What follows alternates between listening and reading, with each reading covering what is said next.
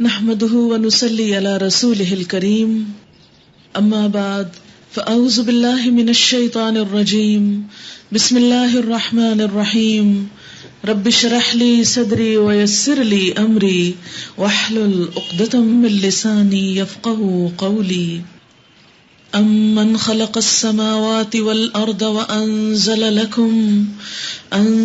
لكم من السماء ماء فأنبتنا به حدائق ذات بهجة ما كان لكم أن تنبتوا شجرها أإله مع الله بل هم قوم يعدلون۔ شروع کرتی ہوں اللہ کے نام سے جو بے انتہا مہربان نہایت رحم فرمانے والا ہے۔ بھلا وہ کون ہے جس نے آسمانوں اور زمین کو پیدا کیا اور تمہارے لیے آسمان سے پانی برسایا، پھر اس کے ذریعے سے وہ خوشنما باغ اگائے جن کے درختوں کا اگانا تمہارے بس میں نہ تھا۔ کیا اللہ کے ساتھ کوئی دوسرا خدا بھی ان کاموں میں شریک ہے؟ نہیں، بلکہ یہی لوگ راہ راست سے ہٹ کر چلے جا رہے ہیں۔ جیسا کہ آپ سب جانتے ہیں کہ کوئی چیز خواہ چھوٹی ہو یا بڑی ہو خود سے خود نہیں بن سکتی۔ ہر چیز کسی بنانے والے کے بنانے سے وجود میں آتی ہے۔ کوئی بھی چیز جو آپ کو نظر آ رہی ہو، مثال کے طور پر یہ مائک، یہ کتاب، یہ میز، اس پہ پڑا ہوا یہ کپڑا، یہ گھڑی، یہ سب کچھ خود سے خود نہیں بنا۔ نہ کوئی چھوٹی چیز خود بنی نہ بڑی چیز۔ اگر آپ یہ جاننا چاہیں کہ کس نے بنائی تو آپ کو معلوم ہو سکتا ہے، آپ اسے پہچان سکتے ہیں، جان سکتے ہیں اور پھر اس کو مان سکتے ہیں۔ تو اسی طرح کچھ چیزیں ایسی ہیں جن کے بنانے والے نظر نہیں آتے، انسان نہیں ہوتے، ان کے بنانے والے انسانوں سے بہت بڑی ہستی اللہ رب العزت کی ہستی ہے۔ کیا اگر اس گھڑی کا بنانے والا، اس کا نام آپ کو معلوم نہیں، یا کمپنی آپ کو معلوم نہیں، یا جگہ آپ کو معلوم نہیں، تو کیا آپ صرف ان سوالوں کے جواب نہ جاننے کی وجہ سے اس چیز کے وجود سے انکار کر سکتے ہیں؟ یا اس کا مطلب یہ ہوگا کہ یہ خود بن گئی؟ چونکہ مجھے اس کے بنانے والے کا پتہ نہیں، اس انجینئر کا نام معلوم نہیں، اس لیے میرے خیال میں یہ گھڑی خود بن گئی۔ یہ کتنی بے وقوفی کی بات ہوگی۔ کوئی بھی شخص اس بات کو ماننا نہ چاہے گا کہ خود بن گئی۔ تو اسی طرح اگر کسی کو آسمان کے بنانے والے کا نام نہیں پتا اور اس نے آسمان کے بنانے والے کو دیکھا نہیں، تو کیا اس کا مطلب یہ ہے کہ آسمان خود بن گیا؟ اگر بارش برسانے والے کو کسی نے دیکھا نہیں تو کیا بارش خود برس سکتی ہے؟ اگر درخت اگانے والے کا کسی کو پتا نہیں تو کیا درخت خود اگ سکتے ہیں؟ ہرگز نہیں۔ ان سب چیزوں کا بنانے والا اللہ ہے۔ اسی کی طرف یہاں اشارہ کیا گیا۔ بھلا بتاؤ تو صحیح، امن خلق السماوات والارض وانزل لكم من السماء ماء، بھلا وہ کون ہے جس نے آسمانوں اور زمین کو پیدا کیا اور تمہارے لیے آسمان سے پانی برسایا، پھر اس پانی کے ذریعے وہ خوشنما باغ اگائے جن کے درختوں کا اگانا تمہارے بس میں نہ تھا۔ کیا اللہ کے سوا کوئی دوسرا خدا بھی ان کاموں کو کر سکتا ہے؟ یعنی یہاں پر جواب نہیں دیا گیا، سوال کیا گیا اور جواب ہم سے پوچھا گیا، اور جواب ہمارے دلوں میں لکھا ہوا ہے۔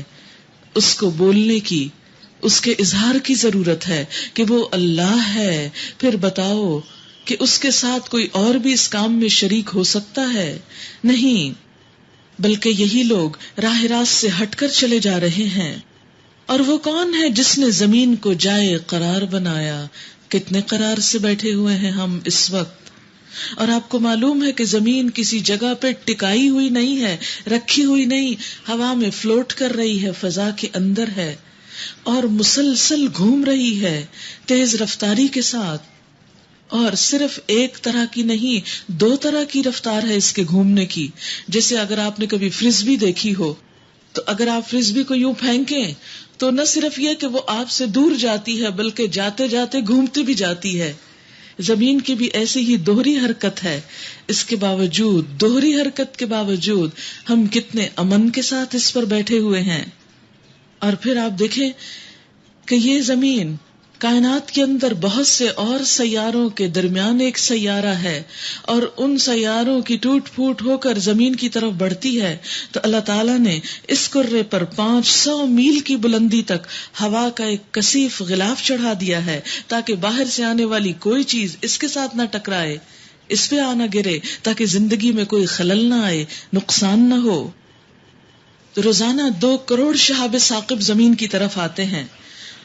اگر یہ آتے جاتے تو زمین پر کوئی بھی انسان، حیوان، پودا زندہ نہ رہ سکتا. یہی ہوا ہمارا درجہ حرارت کنٹرول کرتی ہے، یہی ہوا بادلوں کو اٹھاتی ہے، بارش لانے کا سبب بنتی ہے. پھر اسی طرح زمین کے اندر سمندر، جھیلیں، دریا، بے شمار پانی کے انتظام کیے تاکہ وہ ہمیں زندگی فراہم کرنے کا سبب بنے. پھر اسی طرح پہاڑوں کے اوپر برف جمع کر اللہ نے پانی کا انتظام کیا. سمندر کے اندر بڑے بڑے برف کے پہاڑ چھوڑ دیے، گلیشیئرز، تاکہ زمین کا پانی اگر کبھی خشک بھی ہو جائے تو ان سے ہم کو پانی مل سکے. اسی طرح ایک مناسب کشش رکھی زمین کے اندر. اگر یہ کشش زیادہ ہو سکتی تو ہمارا چلنا دوبر ہو جاتا، اور اگر یہ کم ہو سکتی تو پاؤں ٹکانا مشکل ہو جاتا. یہ سب کچھ خود بخود ہو گیا، بغیر کسی اندازہ کرنے والے کے، بغیر کسی حساب لگانے والے کے. سورج کو ایک خاص فاصلے پر رکھا، اگر وہ تھوڑا سا قریب ہو جاتا ہر چیز جل کے راکھ ہو جاتی، تھوڑا سا دور ہو جاتا ہر چیز جم کر رہ جاتی اور زندگی ختم ہو جاتی. یہ ہم سب کو اور ہماری ضرورت کی تمام چیزوں کو زندہ رکھے ہوئے کون ہے؟ وہ کون ہے جس نے زمین کو جائے قرار بنایا؟ اب دیکھیں کہ انسان اپنی ساری عقل اور ترقی کے باوجود سیلابوں کو کسی حد تک کنٹرول کر سکتا ہے، لیکن ہوا کو اور زلزلے کو کنٹرول نہیں کر سکتا. اگر تیز طوفان چلنے لگے تو آپ بچ کے نہیں جا سکتے. اگر زمین پہ زلزلہ آنے لگے تو آپ کی ساری ترقی ماند پڑ جائے، آپ سارے انسان مل کر بھی پکڑے اس کو پکڑ نہ سکیں، اتنے بے بس ہیں اس رب کائنات کے سامنے. لیکن ہم پھر بھی اس کا حق ادا کرنے اور اس کی طرف رجوع کرنے اور اس کو ماننے کو تیار نہیں.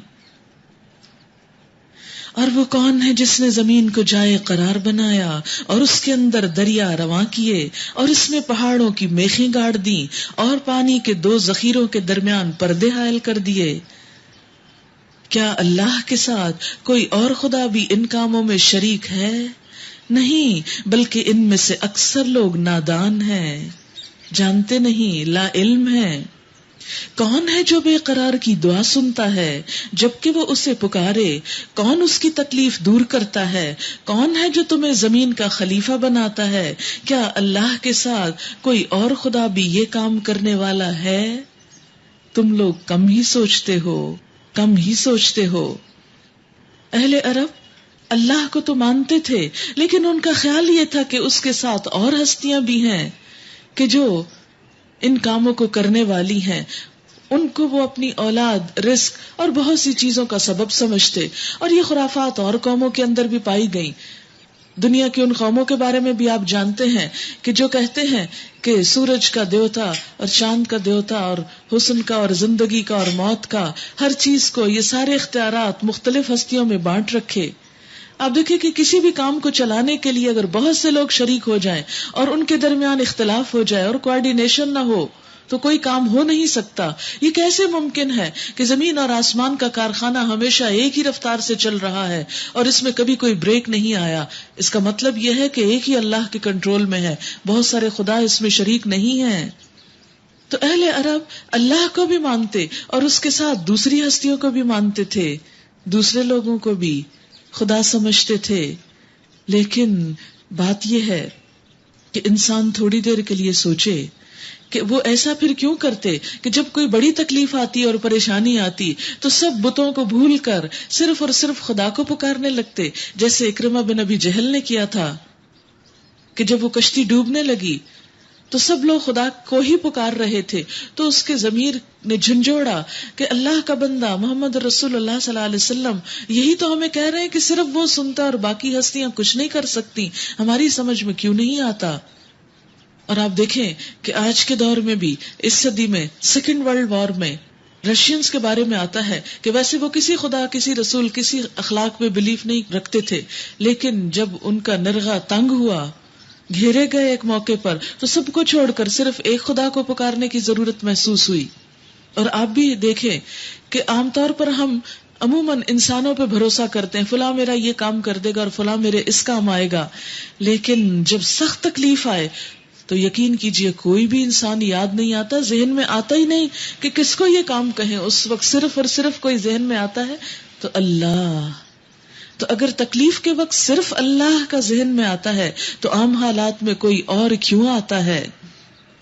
اور وہ کون ہے جو خلق کی ابتدا کرتا اور پھر اس کا اعادہ کرتا ہے؟ اور کون تم کو آسمان اور زمین سے رزق دیتا ہے؟ کیا اللہ کے ساتھ کوئی اور خدا بھی ان کاموں میں حصے دار ہے؟ کہو کہ لاؤ اپنی دلیل اگر تم سچے ہو۔ ان سے کہو اللہ کے سوا آسمانوں اور زمین میں کوئی غیب کا علم نہیں رکھتا۔ عالم الغیب اس کو کہتے ہیں جو بغیر کسی واسطے اور ذریعے کے ذاتی طور پر ہر چیز کا علم رکھے، بغیر کسی سبب کے اس کا علم ذاتی ہو، ہر حقیقت سے باخبر ہو، مخفی سے مخفی چیز بھی اس کے دائرہ کار سے باہر نہ ہو، وہ ہوتا ہے عالم الغیب۔ بعض لوگ حضور صلی اللہ علیہ وسلم کے بارے میں بھی یہ کہتے سنے گئے ہیں کہ آپ کو بھی غیب کا علم تھا۔ ایسا کہنا شرک ہے۔ بخاری میں ایک روایت ہے حضرت عائشہ سے، کہتی ہیں کہ جو شخص یہ گمان رکھتا ہے کہ نبی صلی اللہ علیہ وسلم آئندہ کل پیش آنے والے حالات کا علم رکھتے ہیں، اس نے اللہ پر بہت بڑا بہتان باندھا، اس لیے کہ وہ تو فرما رہا ہے کہ آسمان و زمین میں غیب کا علم صرف اللہ کو ہے۔ اب آپ کہیں گے کہ بعض اوقات الٹرا ساؤنڈ سے پتہ چل جاتا ہے کہ بیٹا ہے یا بیٹی، تو کیا پھر یہ غیب کا علم نہ ہوا؟ تو یاد رکھیں کہ علم غیب کی ڈیفینیشن یہ کہ بغیر کسی ذریعے کے، بغیر کسی واسطے کے، صرف اپنی ذاتی طاقت اور قدرت کی بنا پر کسی پس پردہ چیز کو دیکھ لینا۔ تو ایسا تو کوئی ڈاکٹر بھی نہیں کر سکتا۔ کسی ڈاکٹر کے پاس آپ جائیں اور وہ الٹرا ساؤنڈ کے بغیر آپ کو بتائے کہ ہاں بیٹی ہے کہ بیٹا ہے۔ الٹرا ساؤنڈ کے ساتھ بھی غلطیاں ہوتی ہیں اور اس کے بغیر تو کون ہمت رکھتا ہے بتانے کی۔ بعض لوگ کہتے ہیں جی سائنس اتنی ترقی کر چکی ہے کہ اب پتہ چل جاتا ہے بارش آ رہی ہے یا نہیں آ رہی۔ حالانکہ کیا ہوتا ہے، پہلی بات تو یہ کہ آلات کے ذریعے پتہ چلتا ہے، خود سے کوئی گھر بیٹھے پیشن گوئی نہیں کر سکتا، اور دوسری بات یہ کہ وہ پیشن گوئی بھی بعض اوقات غلط ہو جاتی۔ 86 یا 7 کی بات ہے، اس وقت میں برطانیہ میں تھی، تو ایک بہت شدید طوفان آیا، بہت پرانے درخت اکھڑ گئے اور لوگوں کو نظام سارا الٹ گیا، بہت تکلیف اٹھانی پڑی۔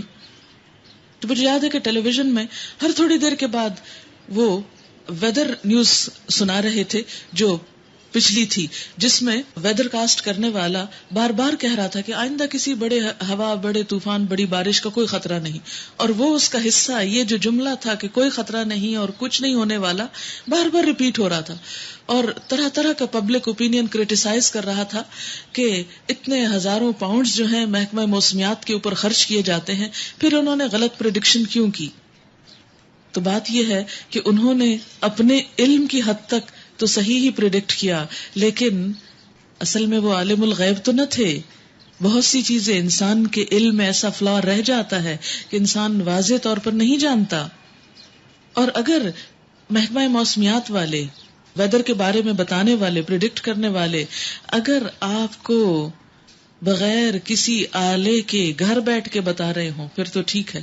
اچھا، بعض لوگوں کو آپ نے دیکھا ہوگا کچھ ایسی شعبدہ بازیاں کرتے کہ آپ ان سے پوچھیں کہ مجھ پہ جادو ہوا ہے یا نہیں، تو وہ آپ کے صرف اس سوال پر مثلاً آپ ٹیلی فون پر ہی پوچھیں تو وہ آپ کو آپ کے کئی قصے بتانا شروع کر دیں گے. مثلاً یہ کہ آپ نے اس وقت اس رنگ کا ڈریس پہنا ہوا ہے, مثلاً یہ کہ آپ کے اتنے بہن بھائی ہیں, مثلاً وہ بہت سارے علم الغیب کی باتیں کرنا شروع ہو جائیں گے, اور آپ کہیں گے ہائے یہ میری تو باتیں کسی کو بھی پتا نہیں, میں تو اس وقت تنہا یہاں کھڑی ہوں, ان کو کیسے پتا چل گیا؟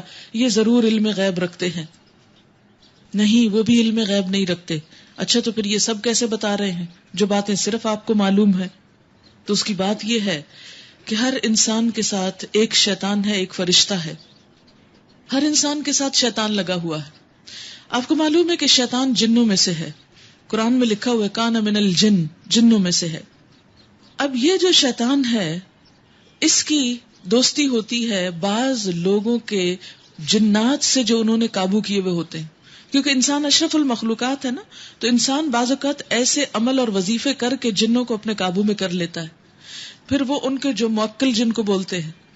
تو کسی بھی ایسے شخص کو جو آپ کو آپ کی ایسی خبریں بتانے لگ جائے جو آپ کے علم میں نہ ہو, یعنی کسی اور کے علم میں نہیں, مثلاً آپ کی بیماریاں یا آپ کا کوئی پاسٹ یا کچھ اس طرح کی چیزیں, تو یاد رکھیے کہ یہ کیا ہے, دراصل اس کی حقیقت کیا ہے, اصلیت کیا ہے, کہ اس کا قابو کیا ہوا جن آپ کے شیطان سے آ کر آپ کی سب اندر باہر کی ہر چیز کی خبریں لے لیتا ہے, اور فوراً اس کو بتا کے آپ کو انفارم کیا جاتا ہے, اور اس سے آپ متاثر ہو جاتے ہیں اور آپ سمجھتے کہ اس کو تو غیب کا علم ہو گیا, اور پھر یہ قرآن کی اس آیت میں شک کرنے لگتے ہیں. تو بات یہ ہے کہ اسی لیے ہمیں دعا سکھائی گئی, جو شخص آیت الکرسی پڑھتا ہے اس کے گرد حصار ہو جاتا ہے, اس کا شیطان کسی کو کچھ نہیں بتا سکتا. پھر اسی طرح جب انسان غافل ہوتا ہے تو شیطان انسان پہ حملہ آور ہوتا ہے. آپ کو معلوم ہے کہ گھر سے نکلتے وقت ایک دعا سکھائی گئی, بسم اللہ توکلت علی اللہ لا حول ولا قوت الا باللہ. اس دعا کے پڑھنے پر ایک فرشتہ مقرر کر دیا جاتا ہے جو کہتا ہے تم راہ پا گئے, کافی کر دیے گئے, بچا لیے گئے, یعنی اب یہ جو تمہارا شیطان ہے یہ تمہاری خبر کسی کو بھی نہیں دے سکتا, اس کا منہ بند ہو جاتا ہے, یہ پھر آپ کی خبریں کسی کو نہیں پہنچا, آپ محفوظ ہو جاتے ہیں, اللہ کی حفاظت میں آ جاتے ہیں. تو اسی طرح کبھی کوئی ایسی بات کرے تو آپ فوراً آیت الکرسی پڑھنا شروع کر دیں, آپ دیکھیں پھر ان کی معلومات کہاں جاتی ہیں. اسی طرح کبھی کوئی اس قسم کی کوئی انہونی چیز آپ دیکھیں کہ کوئی آپ کو بتا رہا ہے آپ کے ماضی کے بارے میں اس قسم کی بات, تو اس پہ یقین نہ کریں اور نہ اس کو عالم الغیب سمجھے. اللہ کے سوا کسی کو عالم الغیب سمجھنا شرک ہے, اور انسان کے عقیدے میں خلل آ جائے, شرک میں انسان چل پڑے تو نماز روزہ ہر چیز بیکار ہو کے رہ جاتی ہے. آیت نمبر 65 کتنا کلیئرلی کہا گیا, قل آپ بتا دیجئے, لا یعلم من فی السماوات والارض الغیب الا اللہ, کوئی نہیں جانتا علم غیب کو, نہ آسمانوں میں نہ زمین میں, سوائے اللہ کے. وما یشعرون ایان یبعثون, اور وہ تو یہ بھی نہیں جانتے وہ اٹھائے کب جائیں گے. یعنی یہ جو آپ کو علم الغیب کی خبریں دے رہے ہیں ان کو تو یہ بھی نہیں پتا وہ مریں گے کب اور مر کے دوبارہ کب اٹھائے جائیں گے. اس لیے نہ کوئی زندہ نہ کوئی مردہ کوئی علم غیب نہیں جانتا, بلکہ آخرت کا تو علم ہی ان لوگوں سے گم ہو گیا, بلکہ یہ اس کی طرف سے شک میں ہیں, بلکہ یہ اس سے اندھے ہیں. یہ منکرین کہتے ہیں کیا جب ہم اور ہمارے باپ دادا مٹی ہو چکے ہوں گے تو ہمیں واقعی قبروں سے نکالا جائے گا؟ یہ خبریں ہم کو بھی بہت دی گئی ہیں اور پہلے ہمارے آباء و اجداد کو بھی دی جاتی رہی ہیں, مگر یہ بس افسانے ہی افسانے ہیں جو اگلے وقتوں سے سنتے چلے آ رہے ہیں. کہو ذرا زمین میں چل پھر کر دیکھو کہ مجرموں کا کیا انجام ہو چکا ہے. اے نبی صلی اللہ علیہ وسلم ان کے حال پہ رنج نہ کرو اور نہ ان کی چالوں پر دل تنگ ہو. وہ کہتے ہیں کہ یہ دھمکی کب پوری ہوگی اگر تم سچے ہو. کہو کیا عجب کہ جس عذاب کے لیے تم جلدی مچا رہے ہو اس کا ایک حصہ تمہارے قریب ہی آ لگا ہو. حقیقت یہ ہے کہ تیرا رب تو لوگوں پر بڑا فضل فرمانے والا ہے, مگر اکثر لوگ شکر نہیں کرتے. یعنی انسان جب دیکھتا ہے کہ اللہ تعالیٰ مجھے پکڑ سکتا ہے اور پھر میری غلطی کے باوجود مجھے ڈھیل دے رہا ہے, تو ایسے لوگ غلطیوں میں گناہوں میں اور آگے جانے لگتے ہیں. تو ایسے موقع پر انسان کو ہمیشہ سوچنا چاہیے کہ نہ جا اس کے تحمل پر کہ بے ڈب ہے پکڑ اس کی، ڈر اس کی دیر گیری سے کہ سخت ہے انتقام اس کا بدلہ جو ہے وہ بڑا شدید العقاب ہے، عزیز ذوالانتقام ہے. اس لیے اگر آج وہ کوئی سزا نہیں دے رہا تو مت سوچے کہ وہ کبھی دے نہیں سکتا. وہ کل بھی پکڑنے کی طاقت رکھتا ہے، اور کل کی پکڑ آج کی پکڑ سے بہت سخت ہوگی. بلا شبہ تیرا رب خوب جانتا ہے کہ جو کچھ ان کے سینے اپنے اندر چھپائے ہوئے ہیں اور جو کچھ وہ ظاہر کرتے ہیں. آسمان اور زمین کی کوئی پوشیدہ چیز ایسی نہیں ہے جو ایک واضح کتاب میں لکھی ہوئی موجود نہ ہو. واقعہ یہ ہے کہ یہ قرآن بنی اسرائیل کو اکثر ان باتوں کی حقیقت بتاتا ہے جن میں وہ اختلاف رکھتے ہیں، اور یہ ہدایت اور رحمت ہے ایمان لانے والوں کے لیے. یقیناً اسی طرح تیرا رب ان لوگوں کے درمیان بھی اپنے حکم سے فیصلہ کر دے گا، اور وہ زبردست اور سب کچھ جاننے والا ہے. پس اے نبی صلی اللہ علیہ وسلم اللہ پر بھروسہ رکھو، یقیناً تم سری حق پر ہو. انک لا تسمع الموتى، بے شک تم مردوں کو نہیں سنوا سکتے. بہت سے لوگ اس مسئلے میں جھگڑتے ہیں کہ مردے سنتے ہیں کہ نہیں سنتے، اور اس کے لیے دلیل کیا پیش کرتے ہیں کہ مثلاً آپ قبرستان جا کے جب السلام علیکم کہتے ہیں تو اس کا مطلب ہے وہ سنتے ہیں اور جواب دیتے ہیں. پہلی بات تو یہ کہ السلام علیکم کا مطلب ہے تم سلامت رہو، سلامتی کی دعا ہے، اس سے زیادہ کچھ نہیں. اور اس کا کہیں بھی مطلب یہ نہیں کہ جس کو آپ السلام علیکم کہیں وہ مرنے کے بعد سننے لگ جائے آپ کا سلام. یہ کہیں نہیں قرآن میں آیا، نہ حدیث میں آیا. قرآن میں تو الٹا یہ آیا ہے انک لا تسمع الموتى، آیت نمبر 80 ہے سورۃ النمل کی. اگر نہ یقین آئے خود قرآن جا کے کھول کے پڑھیں. دوسری بات یہ کہ مرنے کے بعد جب چارپائی پہ کوئی لیٹا ہوتا ہے، ابھی قبر میں نہیں گیا ہوتا، اس وقت اس کو ذرا سلام کرے. تو اگر وہ سنتے ہیں تو جواب کیوں نہیں دیتے، بولتے کیوں نہیں؟ جو بول نہ سکے وہ سنتا بھی نہیں، ایک سائنسی حقیقت ہے یہ.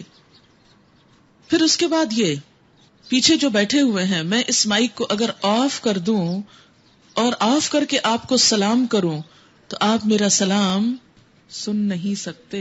صرف ہاتھ رکھا ہے، پیچھے آواز نہیں جا رہی، مجھے دیکھ رہے ہیں آپ، پھر بھی میرا سلام آپ کو نہیں پہنچ رہا. تو جب میں مر جاؤں اور قبر میں چلی جاؤں اور منو مٹی کے نیچے ہوں، پھر آ کے کوئی سلام کرے تو کیسے آواز آ سکتی ہے سلام کی؟ آواز ہی نہیں آ سکتی. تو جو آواز ہی نہ سنے تو سن کیسے سکتا ہے؟ جہاں آواز ہی نہ جائے تو کان کام ہی نہیں کرتے اگر کان باقی بھی ہوں، اور جب کان گھل کے مٹی ہو جائیں گے پھر کہاں سے سنائی دے گا؟ دیواریں تو نہیں سنتی، سنتا تو سننے والا آلہ ہے. بعض لوگوں کا یہ کان باہر لٹکتا ہوا نظر آتا ہے لیکن اندر سے کچھ نہیں سنتا، بہرے ہوتے ہیں حالانکہ کان بھی رکھتے ہیں. تو ایک شخص جو مر جاتا ہے اس کا کان بھی ختم ہو جاتا ہے، اس کا آلہ بھی گم ہو جاتا ہے سننے والا، اور وہ قبر کی مٹی کے نیچے بھی پڑا ہوا ہے. بھلا بتائیں وہ کیسے سن سکتا ہے؟ عقل مانتی نہیں اس بات کو. اور عقل کے باہر اگر ہم کہیں کہ جی غائبانہ طریقے سے سنتے ہیں تو اس کا مطلب ہے ہم نے ان کو غیب جاننے والا بتا دیا، ان کی قوت کو اللہ کی قوت کے برابر قرار دیا کہ جس طرح اللہ تعالیٰ کو کوئی بات دل کی بھی سننے میں کوئی مشکل نہیں، تو اسی طرح ان انسانوں کو بھی سننے میں مشکل نہیں. یہی تو شرک ہے. پھر اسی لیے فرمایا تم مردوں کو نہیں سنا سکتے، نہ ان بہروں تک اپنی پکار پہنچا سکتے ہو جو پیٹھ پھیر کر بھاگے جا رہے ہوں، اور نہ اندھوں کو راستہ بتا کر بھٹکنے سے بچا سکتے ہو. تم تو اپنی بات انہی لوگوں کو سنا سکتے ہو جو ہماری آیات پر ایمان لاتے ہیں اور پھر فرما بردار بن جاتے ہیں، اور جب ہماری بات پوری ہونے کا وقت ان پر آ پہنچے گا تو ہم ان کے لیے ایک جانور زمین سے نکال لیں گے. اللہ جو ان سے کلام کرے گا کہ لوگ ہماری آیات پر یقین نہیں کرتے تھے. آپ کو پتا ہے کہ یہ کون سا جانور ہے اور کب اس نے نکلنا ہے زمین سے؟ یہ قرآن بتا رہا ہے. یہ قیامت کی نشانیوں میں سے ایک نشانی ہے. نبی صلی اللہ علیہ وسلم کا ارشاد ہے کہ سورج مغرب سے طلوع ہوگا اور ایک روز دن دہاڑے یہ جانور زمین سے نکل آئے گا. ان میں سے جو نشانی بھی پہلے ہو وہ بہرحال دوسری کے قریب ہی ظاہر ہوگی. اسی طرح بات یہ ہے کہ یہ جانور کیوں نکلے گا، کیا کرنے آئے گا؟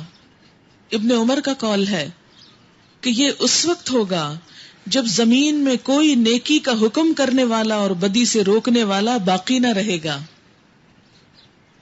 پھر اللہ یہ کام جانور سے کروائے گا. اللہ کو کچھ مشکل نہیں، وہ پتھروں سے اپنے دین کا کام لے یا پہاڑوں سے لے یا درختوں سے لے یا کسی جانور سے لے. وہ مالک کل ہے، ہم سے بے نیاز ہے. اگر ہم اس کے راستے میں نہیں نکلیں گے تو وہ اپنا کام کسی اور سے لے لے گا. یہ ہمارے لیے آنر ہے کہ ہم اس کی بات بول رہے ہیں.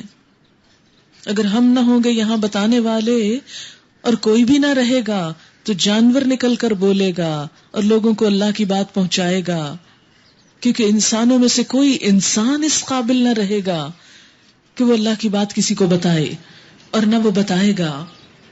ان الناس كانوا بآياتنا لا يوقنون، ان سے کہے گا کہ لوگ ہماری آیات پر یقین نہیں کرتے تھے.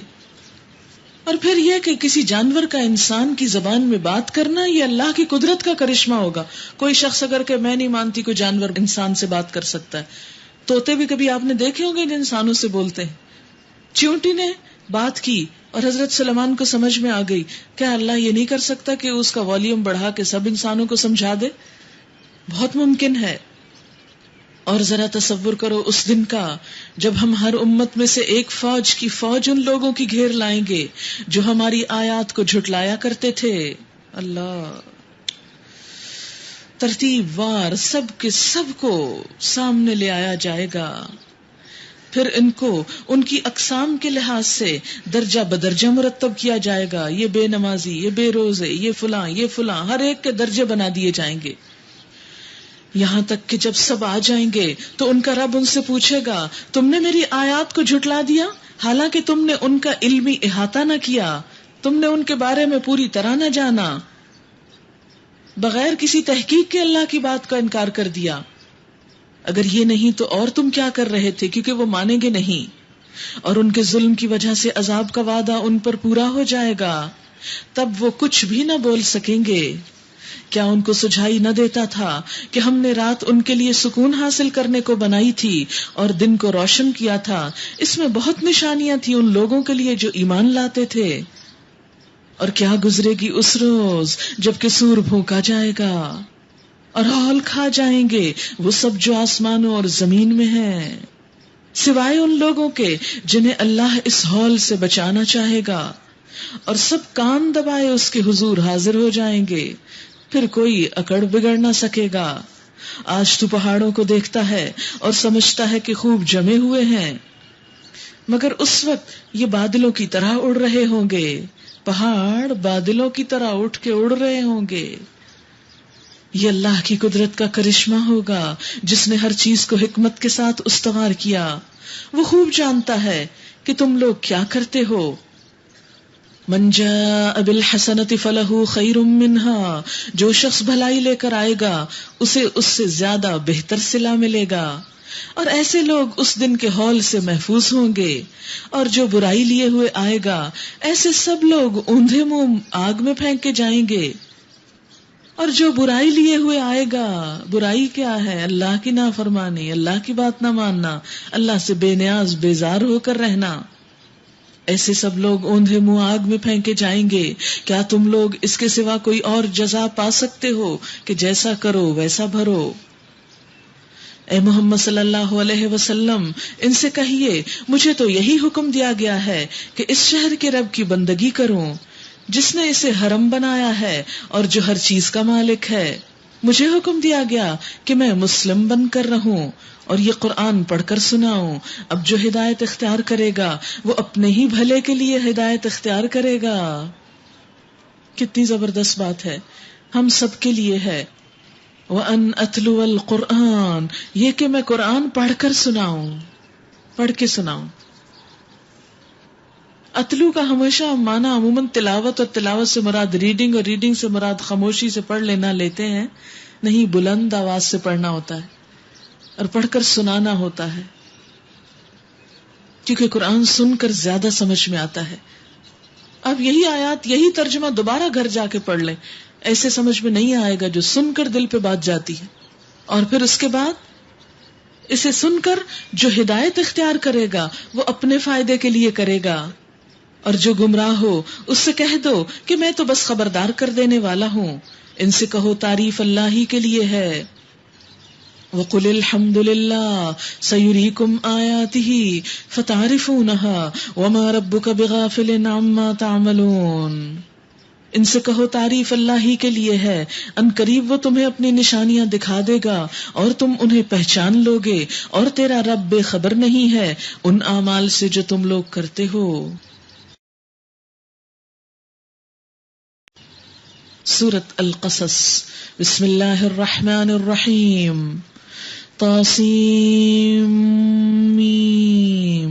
تلک آیات الکتاب المبین، یہ کتاب مبین کی آیات ہیں۔ ہم موسیٰ اور فرعون کا کچھ حال تمہیں ٹھیک ٹھیک سناتے ہیں، ایسے لوگوں کے فائدے کے لیے جو ایمان لائیں، کیونکہ فائدہ تو اسی کو ہوتا ہے قرآن سے جو ایمان رکھتا ہو، ایمان کے بغیر یہ فائدہ نہیں دیتا۔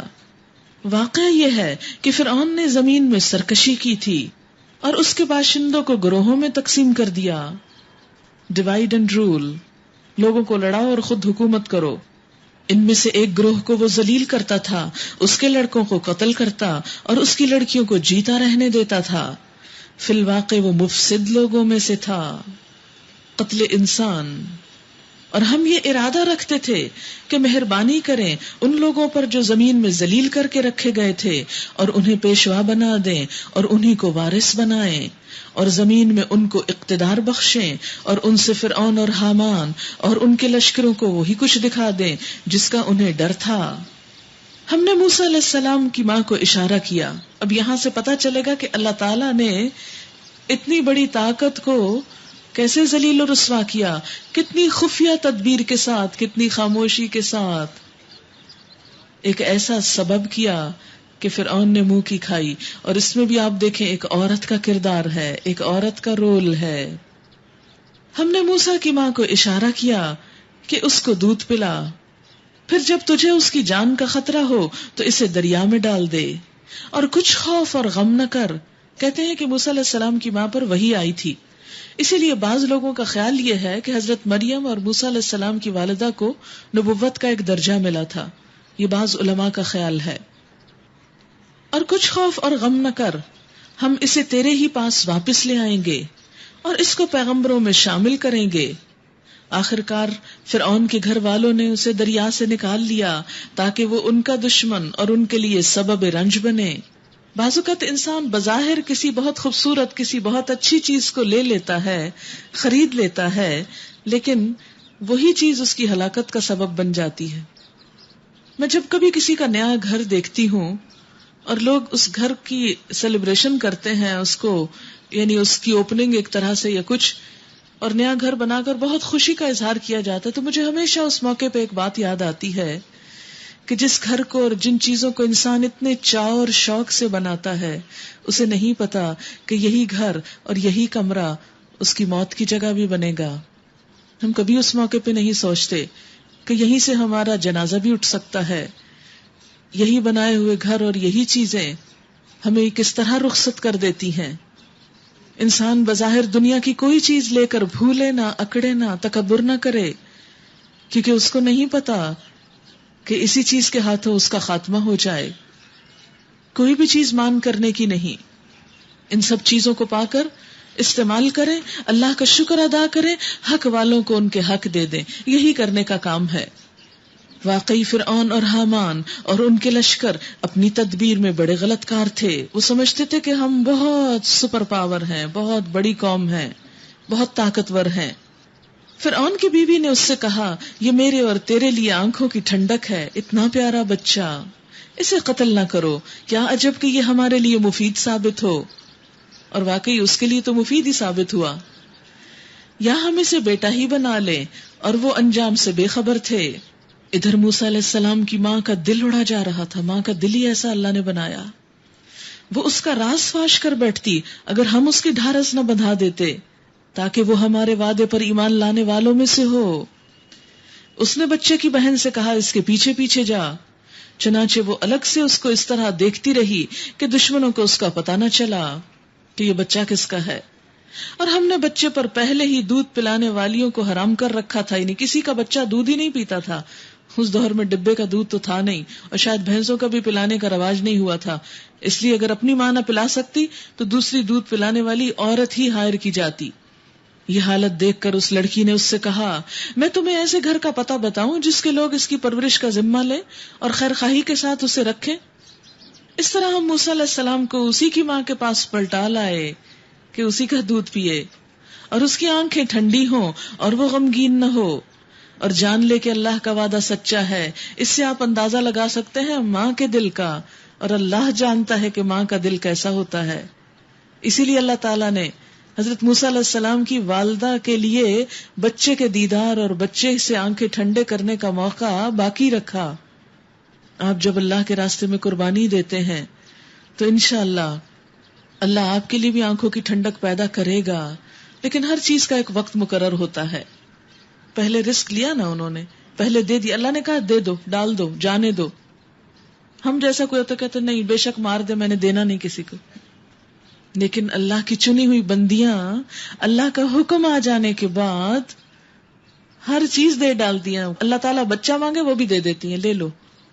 حالانکہ بچے کو دینا سب سے مشکل ترین کام ہے، اور اللہ تعالیٰ ہمیشہ ایسے ہی کرتے ہیں. قربانی لیتے، دیکھتے، ٹیسٹ کرتے، اور پھر ٹھنڈک کا سامان بھی دیتے، پھر خوشی بھی دیتے کہ اس موقع پہ یہ بندہ کرتا کیا ہے. اس طرح ہم موسیٰ علیہ السلام کو اس کی ماں کے پاس پلٹا لائے تاکہ اس کی آنکھیں ٹھنڈی ہوں اور وہ غمگین نہ ہو، اور جان لے کہ اللہ کا وعدہ سچا ہے. مگر اکثر لوگ اس بات کو نہیں جانتے، اس لیے بے صبرے ہو جاتے ہیں. جب موسیٰ علیہ السلام اپنی پوری جوانی کو پہنچ گئے اور ان کا نشو و نما مکمل ہو گیا تو ہم نے اسے حکم اور علم عطا کیا. بادشاہ کے دربار میں سارے درباری آداب سیکھ لیے، سارا کلچر اس سے واقف ہو گئے، پوری جوانی اس دربار میں گزاری، دنیا کے سارے طور طریقے جان لیے، اور اس کے بعد اللہ نے چن کر علم اور نبوت بھی دے دی. کیسے اللہ چنتا ہے، کیسے احسان کرتا ہے. وَكَذَلِكَ نَجْزِي الْمُحْسِنِينَ، ہم نے ایک لوگوں کو ایسی ہی جزا دیتے ہیں، ایسے بدلہ دیتے ہیں. اگر آپ بھی چاہیں کہ اللہ آپ کو چن لے دین کے لیے تو آپ بھی صرف فرض نہ پورا کیا کریں بلکہ احسان کی روش اختیار کریں. اپنے فرض سے بڑھ کر حق سے زیادہ دینے کی فکر کیا کریں. ایک روز وہ شہر میں ایسے وقت داخل ہوا جبکہ اہل شہر غفلت میں تھے. وہاں اس نے دیکھا کہ 2 آدمی لڑ رہے ہیں، ایک اس کی اپنی قوم کا تھا اور دوسرا اس کی دشمن قوم سے تعلق رکھتا تھا. اس کی قوم کے آدمی نے دشمن قوم والے کے خلاف اس سے مدد کے لیے پکارا. موسیٰ علیہ السلام نے اس کو ایک گھونسا مارا اور اس کا کام تمام کر دیا. کہتے ہیں بہت صحت مند تھے، بہت طاقتور تھے، اور اس ہاتھ کو تو اللہ نے ویسے بھی قوت دی کہ وہ بغل سے نکلتا اور چمک اٹھتا تھا، اور اسی ہاتھ سے صرف ایک ہاتھ مارا اور وہ شخص مر گیا. اس کا کام تمام کر دیا. موسیٰ علیہ السلام نے کہا یہ شیطان کی کار فرمائی، یعنی میری نیت نہیں تھی کہ میں اسے ماروں، یہ تو میں تو ہاتھ ہی مارا اور یہ مر گیا، یہ کیا ہوا؟ وہ سخت دشمن اور کھلا گمراہ کن ہے. پھر وہ کہنے لگا اے میرے رب، میں نے اپنے نفس پہ بڑا ظلم کر ڈالا، میری بخشش کر دے. فغفر اللہ، اللہ نے بخش دیا، غلطی بخش دی. انہ هو الغفور الرحیم، کیونکہ وہ غفور الرحیم ہے. موسیٰ علیہ السلام نے وعدہ کیا اے میرے رب، یہ احسان جو تو نے مجھ پر کیا ہے اس کے بعد اب میں کبھی مجرموں کا مددگار نہ بنوں گا. تو نے مجھے بخش دیا، نیکی کی راہ دکھائی، اب میں جرم کرنے والوں کے ساتھ نہیں ہوں گا، ان کا ساتھ نہ دوں گا. دوسرے روز وہ صبح سویرے ڈرتا اور ہر طرف سے خطرہ بھانپتا ہوا شہر میں جا رہا تھا کہ یکا یک کیا دیکھتا ہے کہ وہی شخص جس نے کل اسے مدد کے لیے پکارا تھا آج پھر اسے پکار رہا ہے. موسیٰ علیہ السلام نے کہا تو بڑا ہی بہکا ہوا آدمی ہے. پھر جب موسیٰ علیہ السلام نے ارادہ کیا کہ دشمن قوم کے آدمی پر حملہ کرے تو وہ پکار اٹھا اے موسیٰ، کیا آج تو مجھے اسی طرح قتل کرنے لگا ہے جس طرح کل ایک شخص کو قتل کر چکا ہے؟ تو اس ملک میں جبار بن کر رہنا چاہتا ہے، اصلاح کرنا نہیں چاہتا؟ اس کے بعد ایک آدمی شہر کے پرلے سرے سے دوڑتا ہوا آیا اور بولا موسیٰ، سرداروں میں تیرے قتل کے مشورے ہو رہے ہیں، یہاں سے نکل جا، میں تیرا خیر خواہ ہوں. یہ بھیجا کس نے تھا؟ کس نے بھیجا تھا؟ اللہ نے. جب اللہ اپنے کسی بندے کو بچانا چاہتا ہے خود انتظام کر دیتا ہے، خود خیر خواہ پیدا کر دیتا ہے، خود مددگار پیدا کر دیتا ہے. یہ خبر سنتے ہی موسیٰ علیہ السلام ڈرتے سہمتے نکل کھڑے ہوئے اور دعا کی، اے میرے رب مجھے ظالموں سے بچا، رب نجنی من القوم الظالمین. مصر سے نکل کر جب موسیٰ علیہ السلام نے مدین کا رخ کیا، اب یہ مدین کیوں پہنچایا جا رہا ہے؟ یہ تو سبب بن گیا نا وہ قتل، لیکن اللہ کا ایک منصوبہ ہے جسے وہ پورا کر رہا ہے. اس لیے کہ 10 سال وہاں جا کر خوب مشقت کریں، بکریاں چرائیں، فطرت سے ہم آغوش ہوں، کیونکہ ساری جوانی تو محل میں گزری تھی. تو صرف محلات میں رہ کر نبوت کا کام نہیں کیا جا سکتا جب تک انسان سخت مشقت سے نہ گزرے، تکلیف سے نہ گزرے.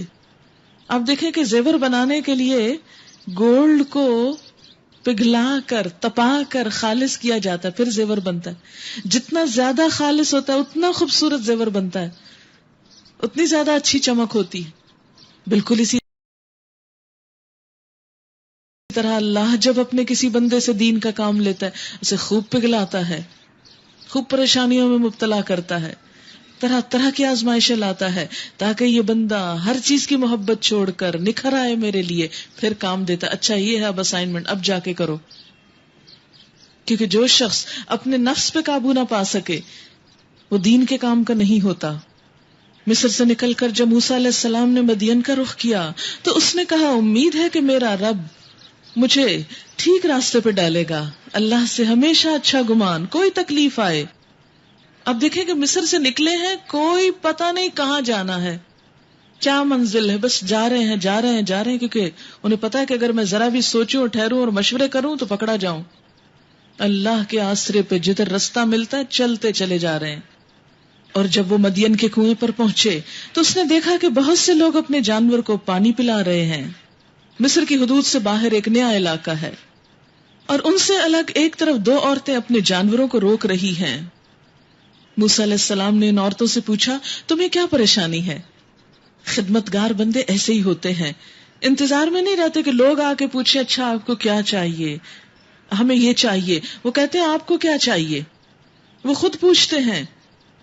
اللہ کے دین کے کام کرنے والے اور بندوں کے خدمتگار اس انتظار میں نہیں رہتے کوئی ہمیں کہے کہ یہ کرو تو وہ کریں، وہ خود آگے بڑھتے ہیں. مثلاً آپ دیکھیں کہ یہاں سے آپ گزر رہے ہیں، گزرتے گزرتے آپ نے دیکھا ایک ٹیشو پڑا ہوا ہے، آپ کہتے ہیں ہاں وہ آئیں گے ابھی بہرے تھوڑی دیر میں اٹھا لیں گے. نہیں، جس نے نیکی کمانی ہے وہ یہ نہیں سوچے گا کہ کون آ کے اٹھائے گا، وہ دیکھتا ہے کہ گندی چیز پڑی سے مجھے اٹھا لینا چاہیے، کہ یہاں بیٹھ کے اللہ کا ذکر ہوتا ہے، مجھے اس جگہ کو صاف کر دینا چاہیے، اور وہ اٹھا لیتا ہے. اس نے اللہ سے اپنا معاملہ خالص کر لیا. خود ڈھونڈتے ہیں کہ کام کیا ہے، وہ اپنے کاموں سے غفلت نہیں برتتے کہ کام ہو اور وہ سوئے رہیں اور کام چوری کریں اور ادھر ادھر غائب ہو جائیں. کاش ہمیں نہ کرنا پڑے، کوئی اور ہی ہو جو کرے، ہماری شامت نہ آئے. وہ خود آ کے پوچھتے ہیں عورتوں، تمہیں کیا پریشانی؟ انہوں نے کہا، ہم اپنے جانوروں کو پانی نہیں پلا سکتی جب تک کہ یہ چرواہے اپنے جانور نہ نکال لے جائیں، اور ہمارے والد ایک بہت بوڑھے آدمی ہیں. یہ سن کر موسیٰ علیہ السلام نے ان کے جانوروں کو پانی پلا دیا. پھر ایک سائے کی جگہ جا بیٹھے، خدمت کر کے سائے کی جگہ جا بیٹھے، بولے، رب انی لما انزلت الی من خیر فقیر، رب انی لما انزلت الی من خیر فقیر. پروردگار جو خیر بھی تو مجھ پہ نازل کر دے میں اس کا محتاج ہوں. اللہ جو کچھ تو مجھے دے دے میں اس کا ضرورت مند ہوں. ان لڑکیوں کا کام کر کے ان سے کوئی صلہ نہیں مانگا، کوئی اجرت نہیں مانگی، کوئی پتہ نہیں پوچھا، کسی اور سے کوئی ہاتھ نہیں پھیلایا. جا کے کس کے آگے پھیلایا؟ اپنے رب کے سامنے. اللہ تو نے راہ دکھائی ہے، تو نے یہاں لا پہنچایا، تو راستہ دے، تو مدد فرما. اب دیکھیں اللہ کیسے مدد کرتا ہے. اب دیکھیں گیو اینڈ ٹیک. پہلے انہوں نے خدمت کی، اب آ جاتی ہے انہی میں سے ایک، فجاءتہ احداہما، ان دونوں میں سے ایک آ گئی. کچھ ہی دیر نہ گزری تھی کہ شرم و حیا کے ساتھ چلتی ہوئی اس کے پاس آئی. عورت کی صفت خاص طور پر بیان کی گئی کہ حیا کے ساتھ چلتی ہوئی. کہنے لگی، میرے والد آپ کو بلا رہے ہیں. تاکہ آپ نے ہمارے لیے جانوروں کو پانی جو پلایا ہے اس کا اجر آپ کو دیں. کوئی کام جب انسان صرف اللہ کے لیے کرتا ہے، انسان سے اجر نہیں مانگتا، آپ کیا سمجھتے ہیں کہ اللہ اس شخص کا اجر دے گا نہیں، اس کی مزدوری نہیں دے گا؟ کیسے ہو سکتا ہے؟ کسی بھلے مانس انسان کے ساتھ آپ کوئی معاملہ کریں تو وہ صلہ دیتا ہے آپ کو، تو کہاں یہ کہ کوئی انسان اللہ کی خاطر کسی انسان کی مدد کرتا تو اللہ اس کا بدلہ نہ دے؟ اس نے اجر اس سے چاہا تھا، وہ کیسے نہیں دے گا؟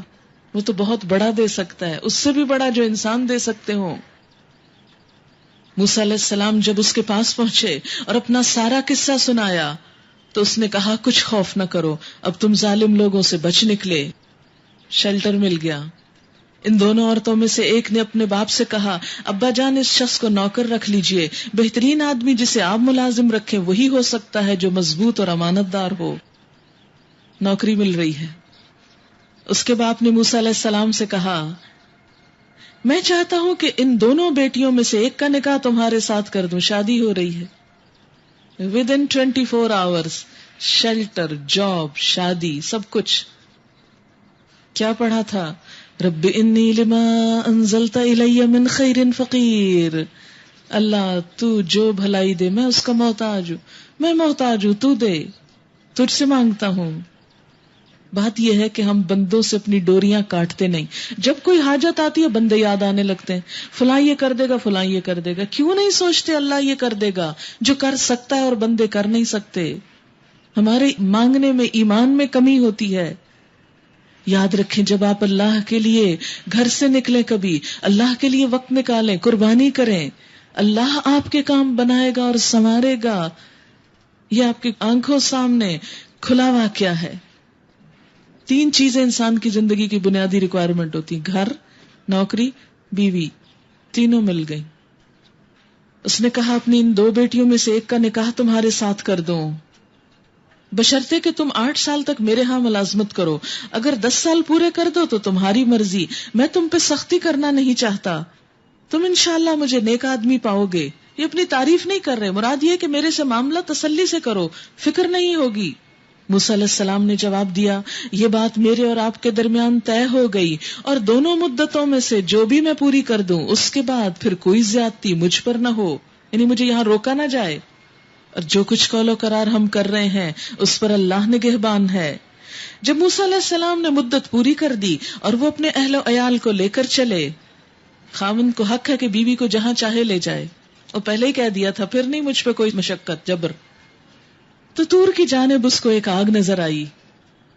نفس کشی ہو چکی، یعنی نفس کشی کا جو اسلامی تصور ہے، صحرا نوردی ہو چکی، فطرت کے قریب رہ چکے، جانور چرا چکے، گھر والوں سے دور رہ چکے، نہ ماں نہ باپ نہ بہن نہ بھائی نہ رشتہ دار نہ دوست، کوئی نہیں، تنہا. لیکن اللہ نے آگے رشتہ دار دے دیے اور اب اللہ کے کام کے لیے تیار ہیں. طور کی دائنی جانب سے ایک آگ نظر آئی. اس نے اپنے گھر والوں سے کہا ٹھہرو، میں نے ایک آگ دیکھی ہے، شاید میں وہاں سے کوئی خبر لے آؤں یا آگ سے کوئی انگارہ ہی اٹھا لاؤں جسے تم تاپ سکو. شوہر کا فرض ہے کہ بیوی کی ضروریات فراہم کرے، اسی لیے ان کے لیے آگ لینے کے لیے گئے ہیں. وہاں پہنچا تو وادی کے داہنے کنارے پر مبارک خطے میں ایک درخت سے پکارا گیا اے موسیٰ میں ہی اللہ ہوں، یا موسیٰ انی انا اللہ رب العالمین، سارے جہان والوں کا مالک. اور حکم دیا گیا پھینک دے اپنی لاٹھی. جو ہی کہ موسیٰ علیہ السلام نے دیکھا وہ لاٹھی سانپ کی طرح بل کھا رہی ہے تو پیٹ پھیر کر بھاگا اور مڑ کے بھی نہ دیکھا. ڈر گئے، انسان تھے نا. ارشاد ہوا موسیٰ پلٹا، خوف نہ کر، تو بالکل محفوظ ہے، اپنا ہاتھ گریبان میں ڈال، چمکتا ہوا نکلے گا بغیر کسی تکلیف کے. خوف سے بچنے کے لیے اپنا بازو بھینچ لے. یہ اچھا ٹپ بتایا گیا یہاں قرآن میں. کبھی ڈر لگ رہا ہو تو اپنے آپ کو اس طرح سمیٹ لیجئے، ڈر میں کمی ہو جائے گی. یہ 2 نشانیاں ہیں روشن تیرے رب کی طرف سے فرعون اور اس کے درباریوں کے سامنے پیش کرنے کے لیے. وہ بڑے نافرمان لوگ ہیں.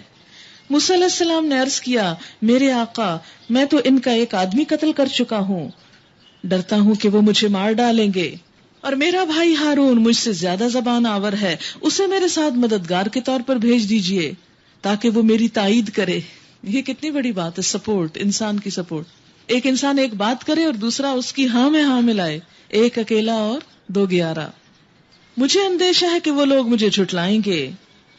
ہارون علیہ السلام بڑے تھے عمر میں، لیکن نبوت موسیٰ علیہ السلام کو دی گئی. اللہ جسے چاہے چن لے. فرمایا ہم تیرے بھائی کے ذریعے سے تیرا ہاتھ مضبوط کر دیں گے. ہر دعا قبول ہوتی جا رہی، اور تم دونوں کو ایسی سطوت بخشیں گے کہ وہ تمہارا کچھ نہ بگاڑ سکیں گے. روب بھی مل رہا ہے، دین کے کام کے لیے روب بھی چاہیے تاکہ آپ دوسروں کے لیے ترنے والا نہ بن جائیں. ہماری نشانیوں کے زور سے غلبہ تمہارا اور تمہارے پیروکاروں ہی کا ہوگا. پھر جب موسیٰ علیہ السلام ان لوگوں کے پاس ہماری کھلی کھلی نشانیاں لے کر پہنچے تو انہوں نے کہا یہ کچھ نہیں مگر بناوٹی جادو، اور یہ باتیں تو ہم نے اپنے باپ دادا کے زمانے میں کبھی سنی ہی نہیں تھی.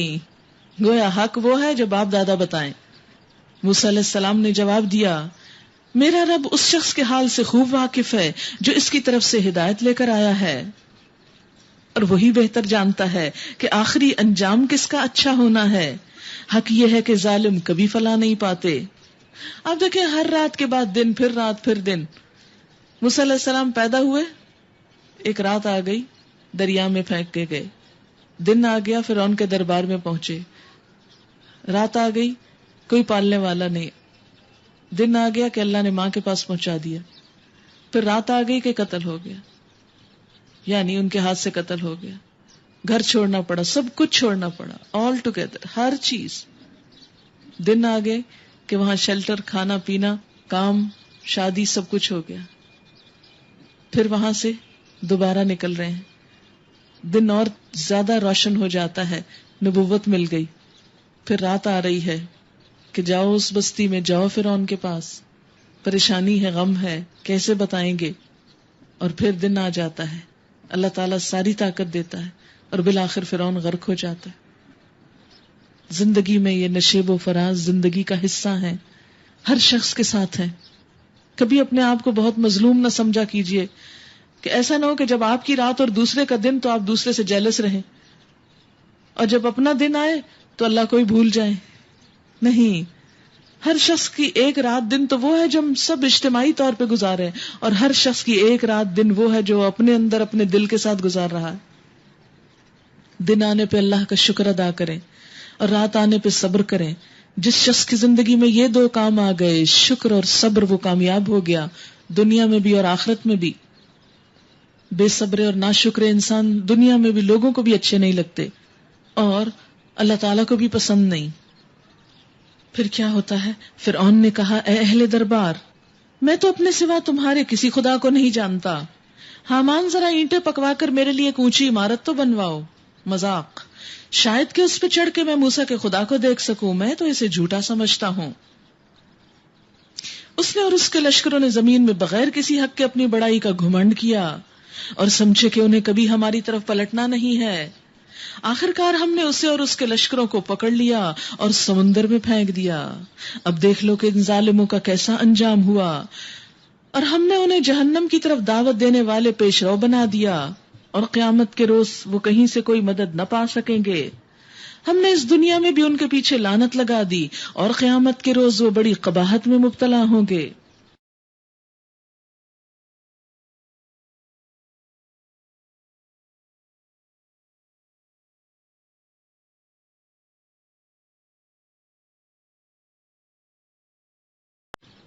پچھلی نسلوں کو ہلاک کرنے کے بعد ہم نے موسیٰ علیہ السلام کو کتاب عطا کی، لوگوں کے لیے بصیرتوں کا سامان بنا کر، ہدایت اور رحمت بنا کر، تاکہ شاید لوگ سبق حاصل کریں. اے محمد صلی اللہ علیہ وسلم، تم اس وقت مغربی گوشے میں موجود نہ تھے جب ہم نے موسیٰ علیہ السلام کو یہ فرمان شریعت عطا کیا، اور نہ تم شاہدین میں شامل تھے، بلکہ اس کے بعد تمہارے زمانے تک ہم بہت سی نسلیں اٹھا چکے ہیں اور ان پر بہت زمانہ گزر چکا ہے. تم اہل مدین کے درمیان بھی موجود نہ تھے کہ ان کو ہماری آیات سنا رہے ہوتے، مگر اس وقت کی یہ خبریں بھیجنے والے ہم ہیں. کچھ لوگوں نے ایک قصہ بنا رکھا ہے حاضر ناظر کا. حاضر ناظر، یہ بات سنی ہوگی شاید آپ نے، کہ بعض لوگوں کا خیال یہ ہے کہ نبی صلی اللہ علیہ وسلم حاضر ناظر ہیں. پہلے ان لفظوں کا مطلب سنیے، پھر ان آیات کی روشنی میں اس کا مفہوم سمجھیے. حاضر کا مطلب ہے ہر جگہ حاضر، موجود ہیں. جیسے ہم کہتے ہیں نا اللہ موجود ہے، اللہ حاضر ہے، ایسے ہی بعض لوگوں کا خیال یہ ہے کہ نبی صلی اللہ علیہ وسلم بھی موجود ہے، ہر جگہ حاضر ہے. اب یہ کیا بنتا ہے اگر ہم یہ کہیں کہ آپ ہر جگہ موجود ہیں؟ شرک ہو گیا نا. ناظر کا مطلب ہوتا ہے دیکھنے والا، کہ آپ ہر چیز دیکھ رہے ہیں. کیسے دیکھ رہے ہیں؟ آپ کو معلوم ہے کہ جس غزوے میں حضرت عائشہ کا ہار گما تھا اور حضرت عائشہ پیچھے رہ گئی اور حضور چلے گئے، تو اس وقت آپ کو معلوم ہی نہ ہوا کہ عائشہ پیچھے رہ گئی ہیں.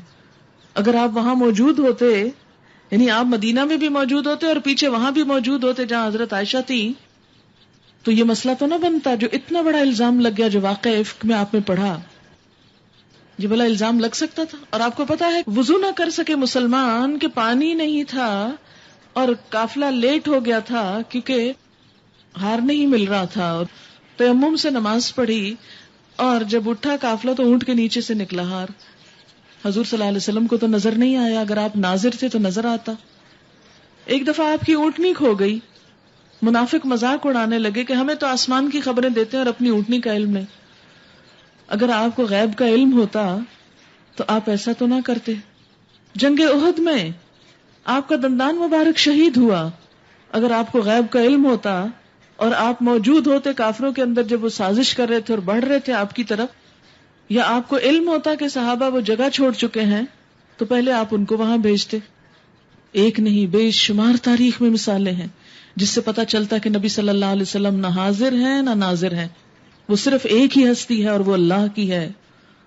اللہ ہی ہر جگہ موجود ہے اور وہی ہر چیز کو دیکھتا ہے، ظاہر کو بھی چھپی ہوئی کو بھی.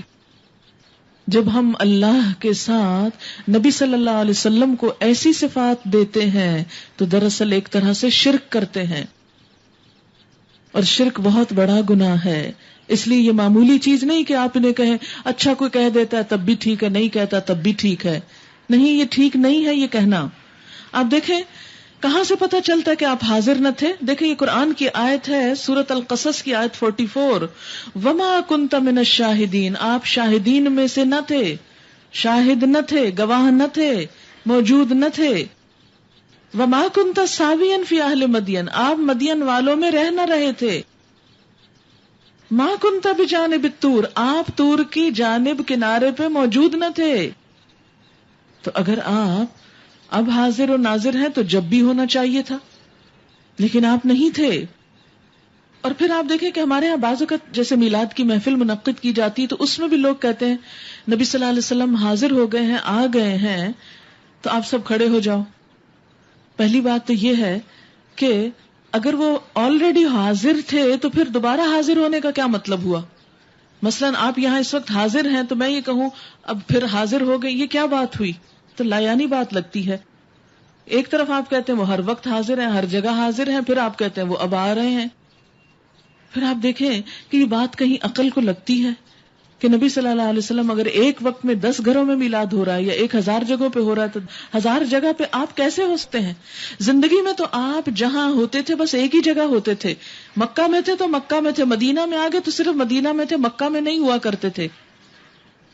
تو اب آپ کیسے بلا ہر جگہ حاضر ہو سکتے ہیں؟ فرمایا تم اہل مدین کے درمیان موجود نہ تھے، حاضر و ناظر نہ تھے کہ ان کو ہماری آیات سنا رہے ہوتے، مگر اس وقت کی یہ خبریں بھیجنے والے ہم ہیں. یعنی آپ نے خود ذاتی علم نہیں حاصل کیا وہاں پہنچ کر، یہ غیب کا علم ہم دے رہے ہیں، یہ وحی کے ذریعے بتا رہے ہیں. اور تم طور کے دامن میں بھی اس وقت موجود نہ تھے جب ہم نے موسیٰ علیہ السلام کو پہلی مرتبہ پکارا تھا، مگر یہ تمہارے رب کی رحمت ہے کہ تم کو یہ معلومات دی جا رہی ہیں تاکہ تم ان لوگوں کو متنبہ کرو جن کے پاس تم سے پہلے کوئی متنبہ کرنے والا نہیں آیا، شاید کہ وہ ہوش میں آئیں. اور یہ ہم نے اس لیے کیا ہے کہ کہیں ایسا نہ ہو کہ ان کے اپنے کیے کرتوتوں کی بدولت کوئی مصیبت جب ان پر آئے تو وہ کہیں اے پروردگار تو نے کیوں نہ ہماری طرف کوئی رسول بھیجا کہ ہم تیری آیات کی پیروی کرتے اور اہل ایمان سے ہوتے. مگر جب ہمارے ہاں سے حق ان کے پاس آ گیا تو وہ کہنے لگے کیوں نہ دیا گیا اس کو وہی کچھ جو موسیٰ علیہ السلام کو دیا گیا تھا. کیا یہ لوگ اس کا انکار نہیں کر چکے ہیں جو اس سے پہلے موسیٰ علیہ السلام کو دیا گیا تھا؟ انہوں نے کہا دونوں جادو ہیں جو ایک دوسرے کی مدد کرتے ہیں. اور کہا ہم کسی کو نہیں مانتے. اے نبی صلی اللہ علیہ وسلم ان سے کہو اچھا تو لاؤ اللہ کی طرف سے کوئی کتاب جو ان دونوں سے زیادہ ہدایت بخشنے والی ہو. اگر تم سچے ہو میں اسی کی پیروی اختیار کروں گا. اچھا یہ جو ابھی بھی باتیں میں نے بتائی ان پہ بھی یہ دلیل آتی ہے کہ کوئی اگر آپ کو کہے کہ نہیں آپ ایسا ہی کریں کہ یہ سمجھیں کہ حضور آگے اور یہ ضرور کھڑے ہو کے درود پڑھیں، تو آپ ان سے ایک دفعہ ضرور پوچھیں کہ کوئی قرآن کی آیت ہم کو دکھائیں کہاں لکھا ہوا ہے. اگر کہیں قرآن میں لکھا ہوا ہے کہ نبی صلی اللہ علیہ وسلم کی عزت اور ادب ایسے ہوتا ہے تو ہم ضرور کریں گے، یا کہیں نبی صلی اللہ علیہ وسلم نے ایسا فرمایا ہو، کہیں بھی نہیں فرمایا، یا صحابہ کرام نے کیا ہو، کسی نے نہیں کیا، ایک صحابی نے بھی نہیں کیا. بلکہ مشکات کی روایت میں آتا ہے کہ صحابہ کرام سے بڑھ کر کوئی ان کا ادب احترام کرنے والا نہ تھا، لیکن جب آپ تشریف لاتے تھے تو وہ کھڑے نہیں ہوتے تھے کیونکہ انہیں پتا تھا کہ آپ کو پسند نہیں. جب آپ کو پسند ہی نہیں تو ہم ایسا کام کر کے آپ کی کیا عزت کر رہے ہیں جو کام آپ کے ناپسند کا ہو. اب اگر وہ تمہارا یہ مطالبہ پورا نہیں کرتے تو سمجھ لو کہ دراصل یہ اپنی خواہشات کی پیروی کرتے ہیں. اور اس شخص سے بڑھ کر ظالم اور کون ہوگا، اس شخص سے بڑھ کر گمراہ اور کون ہوگا جو خدائی ہدایت کے بغیر بس اپنی خواہشات کی پیروی کرے. یعنی سب سے بڑا ظالم کون ہے؟ جو اللہ کی بات کے بغیر اپنے دل کی مرضی پہ چل کے کہے کہ میں کیا کر رہا ہوں، عبادت کر رہا ہوں. اللہ ایسے ظالموں کو ہرگز ہدایت نہیں بخشتا، اور نصیحت کی بات پے در پے ہم انہیں پہنچا چکے ہیں تاکہ وہ غفلت سے بیدار ہوں. جن لوگوں کو اس سے پہلے ہم نے کتاب دی تھی وہ اس قرآن پر ایمان لاتے ہیں، اور جب یہ ان کو سنایا جاتا ہے تو کہتے ہیں کہ ہم اس پر ایمان لائے، یہ واقعی حق ہے ہمارے رب کی طرف سے، ہم تو پہلے ہی سے مسلم ہیں. وَإِذَا يُتْلَى عَلَيْهِمْ قَالُوا آمَنَّا بِهِ أَنَّهُ الْحَقُّ مِنْ رَبِّنَا إِنَّا كُنَّا مِنْ قَبْلِهِ مُسْلِمِينَ. جب یہ ان کو سنایا جاتا ہے تو وہ کہتے ہیں کہ ہم اس پر ایمان لائے، یہ واقعی حق ہے ہمارے رب کی طرف سے، ہم تو پہلے ہی مسلم ہیں. یہ وہ لوگ ہیں جنہیں ان کا اجر 2 گنا دیا جائے گا، 2 بار دیا جائے گا. یعنی جو اہل کتاب ایمان لائیں اور پھر نیک کام کریں تو انہیں دگنا اجر. کیوں؟ بما صبروا، کیونکہ انہوں نے صبر کیا. اس ثابت قدمی کے بدولت جو انہوں نے دکھائی وہ برائی کو بھلائی سے دور کرتے ہیں. آپ دیکھیں کہ جب بھی ہم کسی کو کسی غلط رسم میں مبتلا دیکھیں تو ان سے لڑنا شروع نہ کر دیں، ان پہ فتوے نہ جاری کریں، ان سے جھگڑے نہیں، بحث نہ کریں. کیا کریں؟ جو اللہ نے فرمایا ہے، برائی کو بھلائی سے دور کرنا. اور جو کچھ رزق ہم نے انہیں دیا ہے اس میں سے وہ خرچ کرتے ہیں. اور جب انہوں نے بےہودہ بات سنی تو یہ کہہ کر اس سے کنارہ کش ہو گئے کہ ہمارے اعمال ہمارے لیے اور تمہارے اعمال تمہارے لیے، تم کو سلام ہے، ہم جاہلوں کا سا طریقہ اختیار کرنا نہیں چاہتے. یعنی جب کوئی بیکار میں جھگڑا کرے تو ایسے میں انسان اس کے بدلے میں اس سے لڑائی نہ کرے، بس سلام کر کے الگ ہو جائے. اے نبی صلی اللہ علیہ وسلم تم جسے چاہو اسے ہدایت نہیں دے سکتے. اس کا کیا مطلب ہے؟ کہ اصل اختیار تو اللہ کے ہاتھ میں ہے. انک لا تہدی من احببت، تم جسے چاہو ہدایت نہیں دے سکتے مگر اللہ جسے چاہتا ہے ہدایت دیتا ہے، اور وہ ان لوگوں کو خوب جانتا ہے جو ہدایت قبول کرنے والے ہیں. وہ کہتے ہیں اگر ہم تمہارے ساتھ اس ہدایت کی پیروی اختیار کر لیں تو اپنی زمین سے اچک لیے جائیں گے، ہمیں تو گھر سے نکال دیا جائے گا اگر ہم یہ کام کریں. کیا یہ واقعہ نہیں کہ ہم نے ایک پرامن حرم کو ان کے لیے جائے قیام بنایا جس کی طرف ہر طرح کے ثمرات پھل کھچے چلے آتے ہیں ہماری طرف سے رزق کے طور پر، مگر ان میں سے اکثر لوگ جانتے نہیں ہیں. کتنی ہی ایسی بستیاں ہم تباہ کر چکے ہیں جن کے لوگ اپنی معیشت پہ اترا گئے. بہت سی بستیاں تباہ ہوئی جن کے لوگ اپنی دنیا کی ترقی پہ، معیشت، اکانومی پہ بہت تکبر کرنے لگے کہ ہم بہت آنےسٹ اور سمجھدار لوگ ہیں، دیکھو ہماری تجارت اور کاروبار کیسا چمک رہا ہے.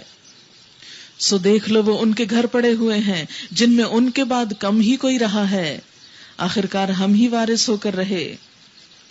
اور تیرا رب بستیوں کو ہلاک کرنے والا نہ تھا جب تک کہ ان کے مرکز میں ایک رسول نہ بھیج دیتا جو ان کو ہماری آیات سناتا، اور ہم بستیوں کو ہلاک کرنے والے نہ تھے جب تک کہ ان کے رہنے والے ظالم نہ ہو جاتے.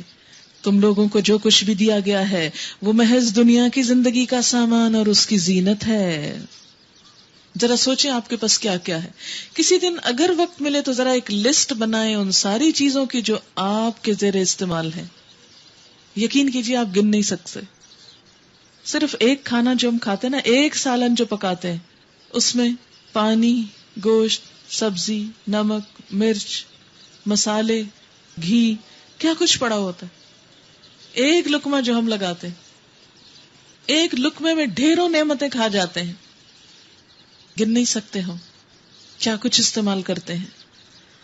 تو کبھی اپنی لسٹ بنائیے کیا کچھ ہے. فرمایا بنا کے ذرا دیکھیے اور سوچئے یہ کیا ہے. بس یہ وقتی ظاہری چھوٹی سی دنیا کی خوشی اور زینت ہے، اور بس اس سے زیادہ کچھ نہیں.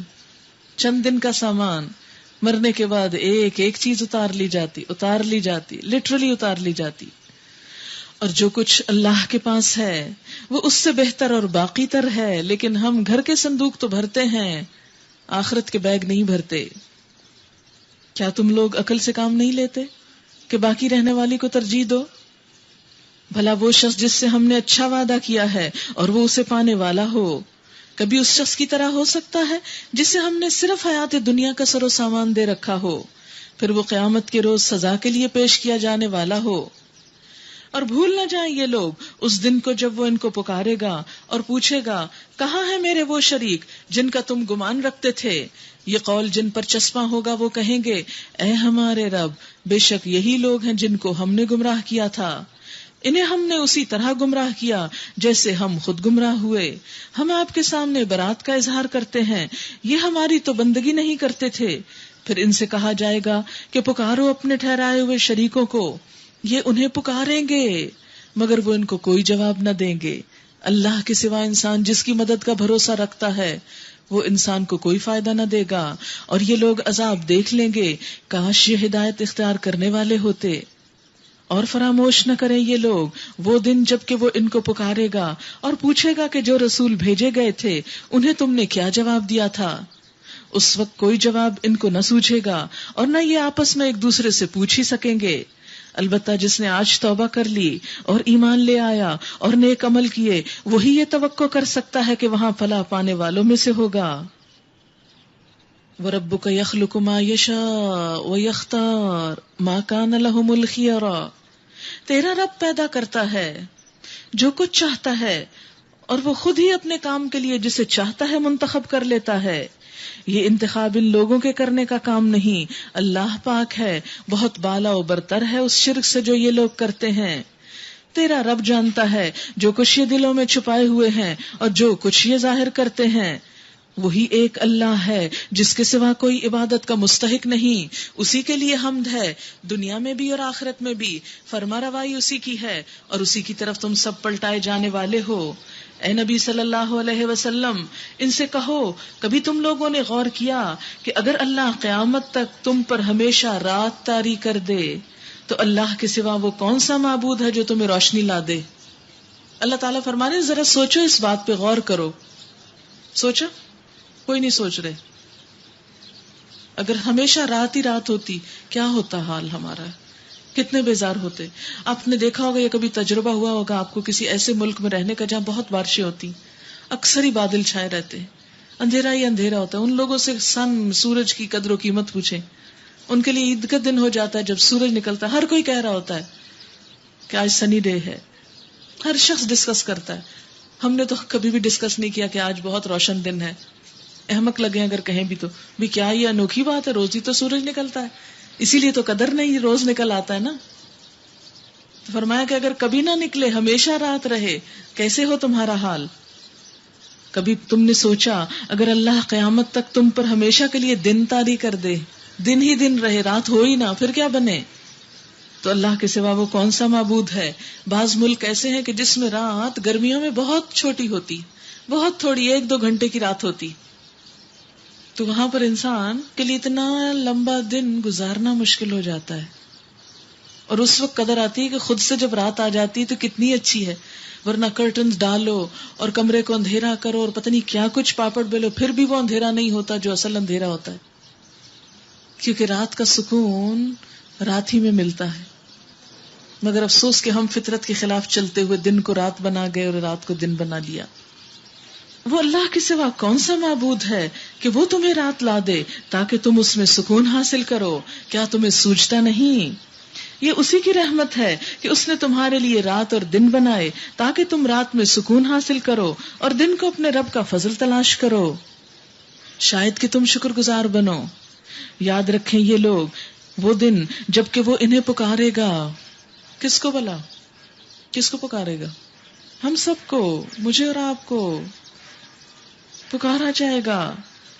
پھر پوچھے گا کہاں ہے میرے وہ شریک جن کا تم گمان رکھتے تھے؟ اگر اللہ کے سوا کوئی ہمارے دل میں ایسا ہوا کہ جس کی مدد کا یقین رکھتے تو پھر پوچھا جائے گا حساب کے طور پر، اور ہم ہر امت میں سے ایک گواہ نکال لائیں گے، پھر کہیں گے لاؤ اب اپنی دلیل۔ اس وقت انہیں معلوم ہو جائے گا کہ حق اللہ ہی کی طرف سے ہے، اور گم ہو جائیں گے ان کے وہ سارے جھوٹ جو انہوں نے گھڑ رکھے تھے۔ ان قارون کان من قوم موسیٰ فبغى علیہم، یہ ایک واقعہ ہے کہ قارون موسیٰ علیہ السلام کی قوم کا ایک شخص تھا، پھر وہ اپنی قوم کے خلاف سرکش ہو گیا تھا، اور ہم نے اس کو اتنے خزانے دے رکھے تھے کہ ان کی کنجیاں طاقتور آدمیوں کی ایک جماعت مشکل سے اٹھا سکتی تھی۔ آپ دیکھیں کہ آپ کے پاس کتنا بھی بڑے سے بڑا خزانہ ہو، ایک تالا لگا کے چابی اپنے بیگ میں ڈال کے آپ یہاں لے آتے ہیں، ایک چابی کافی۔ آپ خود سوچیں کہ قارون کے خزانے اتنے تھے کہ صرف چابیاں کسی پرس میں تو کیا، کسی بیگ میں تو کیا، کسی ایک انسان کو کیا، ایک گروہ تھا انسانوں کا جو چابیاں اٹھانے پہ مامور تھا، تو خزانے پھر کتنے ہوں گے؟ اگر چابیوں کا اتنا وزن تھا تو خزانوں کی قیمت کیا ہوگی، کتنے ایسٹس ہوں گے۔ ایک دفعہ جب اس کی قوم کے لوگوں نے اس سے کہا پھول نہ جا، اللہ پھولنے والوں کو پسند نہیں کرتا، لا تفرح ان اللہ لا يحب الفرحین، جو مال اللہ نے تجھے دیا ہے اس سے آخرت کا گھر بنانے کی فکر کر۔ اللہ والوں نے اسے کیا مشورہ دیا؟ آخرت کا گھر بنا اس مال سے، اور دنیا میں سے بھی اپنا حصہ فراموش نہ کر، یعنی دنیا میں بھی رہ۔ لیکن ہمارا کیا حال ہے؟ اگر ہمارے پاس 10 گھر ہو نا، 10 تو 10 کے 10 بھی ہم اپنی ہی دنیا بنانے میں لگائیں گے، ایک بھی اللہ کے لیے دینے کو تیار نہ ہو۔ سب کی بات نہیں، لیکن ہماری اکثریت کی حال یہ ہے۔ 10 چیزیں ہو اپنی ضرورت کی، ایک نہیں نکالتے کہ چلو یہ آخرت کے لیے، گھٹیا ہی صحیح کچھ تو دیں اللہ کی راہ میں۔ تو بات یہ ہے کہ یہ گھر یہیں چھوڑ کے جانے، یہ آخرت میں نہیں جانے، وہاں وہی گھر ملے گا جب دنیا میں آپ اللہ کے لیے کچھ کریں گے، اور وہاں کے فکر میں دنیا میں اپنا کچھ نہ کچھ اللہ کی راہ میں دیں۔ اس سے آخرت کا گھر بنانے کی فکر کر، اور دنیا میں سے بھی اپنا حصہ فراموش نہ کر۔ یہ نہیں کہا کہ خود گھر سے نکل جاؤ، خود ضرورت کا رکھو، اس میں قباحت نہیں، لیکن کچھ حصہ آخرت کے لیے بھی۔ احسان کر جس طرح اللہ نے تیرے ساتھ احسان کیا، کرو تم مہربانی اہل زمیں پر، خدا مہرباں ہوگا عرش بری پر۔ اہل و عیال، اقربا، مہمان، سب کا حصہ نکالو، اور زمین میں فساد برپا کرنے کی کوشش نہ کرو، اللہ مفسدوں کو پسند نہیں کرتا۔ بگاڑ کب آتا ہے؟ کسی بھی چیز کا بگاڑ کب ہوتا ہے؟ جب صرف ایک چیز جمع ہوتی جائے اور وہ اللہ کی راہ میں نہ نکلے۔ اگر یہ سمندر کا پانی روز بھاپ بن کے نہ اڑے تو کیا حال ہو، سارا پانی سمندر میں ہی رہ جائے تو کیا بیتے؟ وہ چڑھا ہے نا اوپر ہمارے ہی، ایسے ہی ہوا کرتا ہے فساد۔ تو اس نے کہا یہ سب کچھ تو مجھے اس علم کی بنا پر دیا گیا ہے جو مجھ کو حاصل ہے۔ کیا شرک تھا؟ یہ بھی شرک ہوتا ہے کہ کوئی انسان کسی اللہ کی طرف سے ملنے والی نعمت کو اپنے علم کا کمال سمجھے۔ جیسے ہم اپنے بارے میں بعض اوقات نہیں سمجھتے، ویسٹ کے بارے میں سمجھتے ہیں کہ یہ لوگ اتنے علم والے ہیں، نالجیبل ہیں، کہ ان کو ان کے علم کی وجہ سے یہ سب کچھ ملا۔ ٹھیک ہے انہوں نے محنت کی، کوشش کی، لیکن علم بھی کہاں سے حاصل کر لیا؟ کس چیز کا کیا؟ خود بنائی ہوئی چیزوں کا، یا اپنا دماغ خود بنایا تھا؟ وہ بھی تو اللہ ہی نے دیا تھا۔ اللہ تعالیٰ فرماتے ہیں کیا اس کو یہ علم نہ تھا کہ اللہ اس سے پہلے بہت سے ایسے لوگوں کو ہلاک کر چکا ہے جو اس سے زیادہ قوت اور جمعیت رکھتے تھے، مجرموں سے تو ان کے گناہ پوچھے نہیں جاتے۔ ایک روز وہ اپنی قوم کے سامنے پورے ٹھاٹ سے نکلا، خوب اتراتا ہوا۔ ہوتا یہ کہ جب مال زیادہ آتا ہے پھر نمائش بھی کرنے کو دل چاہتا ہے، خوب دکھاوا کرے، وہ بھی دکھاوا کر کے نکلا۔ جو لوگ حیات دنیا کے طالب تھے، یعنی جن کے دلوں میں دنیا کی محبت تھی، وہ اسے دیکھ کر کہنے لگے کاش ہمیں بھی وہی کچھ ملتا جو قارون کو ملا۔ آج قارون تو کوئی نہیں، لیکن دنیا کے مالداروں کو دیکھ کر بہت سے لوگوں کے دل میں کاش نکلتی ہے، کاش ہمارے پاس بھی یہ ہوتا. نہیں، یہ یہاں کی کاش نہیں نکلنی چاہیے. رشک تو اس انسان پہ کرنا چاہیے جو آخرت کے گھر بنانے میں سرگرم ہو. ہم کہہ سکے کاش ہم بھی اتنے نیک ہوتے، ہم بھی یہ سب کچھ کر سکتے. تو جو لوگ حیات دنیا کے طالب تھے اسے دیکھ کر کہنے لگے کاش ہمیں بھی وہ ملتا جو قارون کو ملا، یہ تو بڑے قسمت والا ہے، بڑے نصیبے والا ہے. مگر جو لوگ علم رکھتے تھے وہ کہنے لگے افسوس تمہارے حال پر، اللہ کا ثواب بہتر ہے اس شخص کے لیے جو ایمان لائے اور نیک عمل کرے. اور یہ دولت نہیں ملتی مگر صبر کرنے والوں کو، کیونکہ دیر سے ملے گی نا، بعد میں ملے گی. تو لوگ بعد والی چیز پہ صبر نہیں کرتے، جلدی والی چیز کو لینا چاہتے ہیں. نبی صلی اللہ علیہ وسلم کی ایک حدیث ہے جو حدیث قدسی ہے کہ اللہ تعالیٰ فرماتے ہیں میں نے اپنے نیک بندوں کے لیے وہ کچھ تیار کر رکھا ہے جنہیں کسی آنکھ نے دیکھا نہیں، کسی کان نے سنا نہیں، کسی کے وہم و گمان میں نہیں گزری. ہر حسین چیز کو چھپا کے رکھا جاتا ہے. پہلے دلہنوں کو بھی بہت چھپا کے رکھا جاتا تھا، پھر اچانک ان کا دیدار کراتے تھے تو بہت اچھی لگتی تھی. اب تو ان کو بھی چھپانے کا رواج ختم ہو گیا، بلکہ دوپٹہ ایسے لیا جاتا ہے کہ سارا حسن دوسرے ہی دیکھ لیں. شوہر تو بےچارا دیکھے گا سو دیکھے گا، اس سے پہلے ویڈیو بنانے والے، اس سے پہلے آس پاس کے بہرے، ہر دنیا کا بندہ خوب گھور گھور کے دیکھ چکے. پھر سب کی دیکھی ہوئی دلہن شوہر دیکھے گا. اللہ تعالیٰ نے جنت کسی کو دیکھنے ہی نہیں دی، اتنی خوبصورت، کیونکہ اتنی قیمتی ہے کہ اس جیسی قیمتی کی چیز کوئی ہے ہی نہیں. ہر قیمتی چیز چھپی ہوئی ہوتی ہے اور خاص خاص موقعوں پہ دکھائی جاتی، خاص اہتمام کے ساتھ دکھائی جاتی. تو اللہ نے جنت بنائی اور کسی آنکھ کو دیکھنے ہی نہیں دیا اسے، کسی کان کو سننا ہی نہیں دیا اس کے بارے میں، پتہ ہی نہیں کہ ہے کیا اندر. اتنی ایکسائٹمنٹ رکھی اس میں. اب کیا ہوتا ہے؟ اب ہوتا یہ ہے کہ اس کا یہ سارا تکبر سب کچھ مارا جاتا ہے، اس کا مال اس کے کسی کام نہیں آتا. فخسفنا به وبداره الارض، آخر کار ہم نے اسے اور اس کے گھر کو زمین میں دھسا دیا. ساری دولت کہاں گئی؟ قارون کی زمین میں دھسا دی گئی. پھر اس کے حامیوں کا کوئی گروہ نہ تھا جو اس کے مقابلے میں اس کی مدد کو آتا. نہ مال کام آیا، نہ دوست کام آئے، نہ جتھا کام آیا، اور نہ وہ خود ہی اپنی مدد آپ کر سکا. اب وہی لوگ جو کل اس کی منزلت کی تمنا کر رہے تھے کہنے لگے افسوس ہم بھول گئے تھے کہ اللہ اپنے بندوں میں سے جس کا رزق چاہتا ہے کشادہ کرتا ہے اور جسے چاہتا ہے نپا تلا دیتا ہے. یہ تو اللہ کی تقسیم ہے، اس میں نہ احساس کمتری میں مبتلا ہونے کی ضرورت ہے اور نہ کسی کو مال پا کر تکبر کرنے کی ضرورت. یہ تو اللہ جسے چاہتا ہے دیتا ہے. اگر اللہ نے ہم پر احسان نہ کیا ہوتا تو ہمیں بھی زمین میں دھسا دیتا. شکر ہے ہم قارون جیسے نہیں بنے. اب نصیحت ہوئی.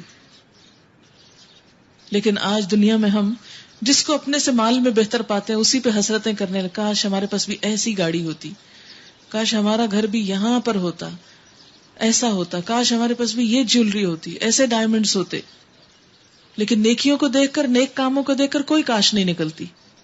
کتنی حماقت ہے نا ہم سب کی کہ جو چیزیں کام آنے والی ہیں، جن کے صلے میں ایسا حسن ملنے والا ہے جس کو کسی نے دیکھا ہی نہیں، ان چیزوں کو ہم اگنور کر دیتے، انہیں معمولی سمجھتے ہیں، حقیر سمجھتے ہیں. اور جو چیز کام آنے والی ہے اس کی طرف توجہ کم دیتے ہیں، اور جو جل چلی جانے والی ہے اس پہ ریجھتے رہتے ہیں. پھر کہنے لگے اگر اللہ نے ہم پر احسان نہ کیا ہوتا تو ہمیں بھی زمین میں دھسا دیتا. افسوس ہم کو یاد نہ رہا کہ کافر فلاں نہیں پاتے.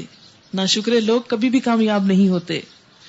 تلک الدار الآخرہ، تلک الدار الآخرۃ نجعلها للذین لا یریدون علوا فی الارض ولا فسادا والعاقبۃ للمتقین. وہ آخرت کا گھر تو ہم ان لوگوں کے لیے مخصوص کر دیں گے جو زمین میں اپنی بڑائی نہیں چاہتے. جنت کمانے کے لیے ایک اور صفت چاہیے، اپنی بڑائی نہ چاہنا. لیکن افسوس کہ ہمیں بھول جاتا ہے. بعض لوگوں کی عادت یہ ہوتی ہے کہ ہر چیز میں اپنا نام چاہتے ہیں، ہر چیز پہ اپنی مہر لگانا چاہتے ہیں، ہر چیز پہ اپنا ٹھپا چاہتے ہیں. تو یہ چیز جنت کمانے کے راستے میں نقصان دہ ہو سکتی ہے. بڑے سے بڑا کام بھی یاد رکھے، بڑے سے بڑا کام بھی کر لیں تو کریڈٹ لینے کی کوشش نہ کیا کریں. کوئی آپ کو آ کے کہے آپ نے تو کمال کر دیا، تو اپنے آپ کو اندر سے کوسا کریں، آپ کو کیا پتا کہ میں کون ہوں. بعض اوقات ایسا ہوتا ہے کہ لوگ مجھ سے آ کے کہتے ہیں آپ نے یہ کر دیا وہ کر دیا. آپ یقین کریں بعض لٹرلی میں اپنے آپ کو چونٹیاں اس وقت کاٹ رہی ہوتی ہوں نا، میں فزیکلی اپنے آپ کو پنچ کر رہی ہوتی ہوں تاکہ ان کی کوئی بات میرے دل کے اندر نہ جائے، میں کسی غرور تکبر کا شکار نہ ہوں. اگر میری وجہ سے اللہ نے کسی کو فائدہ پہنچا دیا تو یہ اللہ کا فضل تھا. میں کون تھی کسی کو لے کر آنے والی اور کچھ بتانے والی؟ اگر یہ بولنا اللہ نہ دیتا اور یہ ہمت اللہ نہ دیتا، یہ علم اللہ نہ دیتا تو میرا کیا ہے؟ میری تو ہر چیز ادھاری ہے. ادھاری چیزیں لے کر شو مارنا، اس میں شو مارنے کی کون سی بات ہے؟ ایسے ہی نا جیسے کوئی دلہن ادھارا کپڑا لے کر ادھارا زیور لے کے سج کے بیٹھی ہو اور لوگ آ کے تعریف کریں کیا خوبصورت لگ رہی ہے، تو اس کو تو اندر سے پتا ہے نا کہ میں کون ہوں. یہ سب دکھاوے کا لوگوں کا مانگا تانگا ہے. تو مانگے تانگے کی چیزوں پہ کیا فخر کرنے والی بات ہے؟ تو یہ تو سب اللہ کا ہے، اس میں سے کون سی چیز میری ہے؟ ایک بھی تو بتائیں، ایک بھی میری نہیں، سب ادھار ہے. تو ادھار پہ غرور کس چیز کا کہ ہم کہیں یہ میرا کمال؟ کچھ بھی نہیں. آپ دیکھیں کہ شیطان نے میں کی تھی اور اس کی میں اس کو لے ڈوبی. اس نے کہا تھا انا خیر منہ، میں اس سے زیادہ اچھا ہوں. تو زندگی میں سے میں نکال دیجئے. میں بس بکری کو ہی زیب دیتا، ہم کو نہیں دیتا. میں نے یہ کیا، میں نے وہ کیا. کون ہے یہ میں؟ کہاں سے آئی ہے یہ؟ اور بعض لوگوں کی عادت یہ ہوتی ہے کہ کام دوسرے کرتے ہیں، شہرت اپنی چاہتے ہیں. قرآن پاک میں یہود کے بارے میں یہ بات آتی ہے، یحبون ان یحمدوا بما لم یفعلوا، وہ چاہتے ہیں کہ ان کی تعریف کی جائے ان کاموں پر بھی جو انہوں نے کیے ہی نہیں ہے، جو ان کے ہیں ہی نہیں. وہ کام کسی اور کا ہے، کریڈٹ کوئی اور لے رہا ہے. تو کبھی بھی کچھ کر کے اور کبھی کوشش نہ کرے کہ ہر چیز میں ہمارا نام آئے. یہ نام کس کام کا اگر اللہ کو قبول ہی نہ ہوا؟ یہ آپ کو پتا ہے کہ دکھاوا اتنا بڑا جرم ہے کہ دکھاوے کی نماز، دکھاوے کا روزہ، دکھاوے کا صدقہ سب شرک ہے. شرک لوگوں کی خوشی کے لیے، لوگوں میں نام پیدا کرنے کے لیے.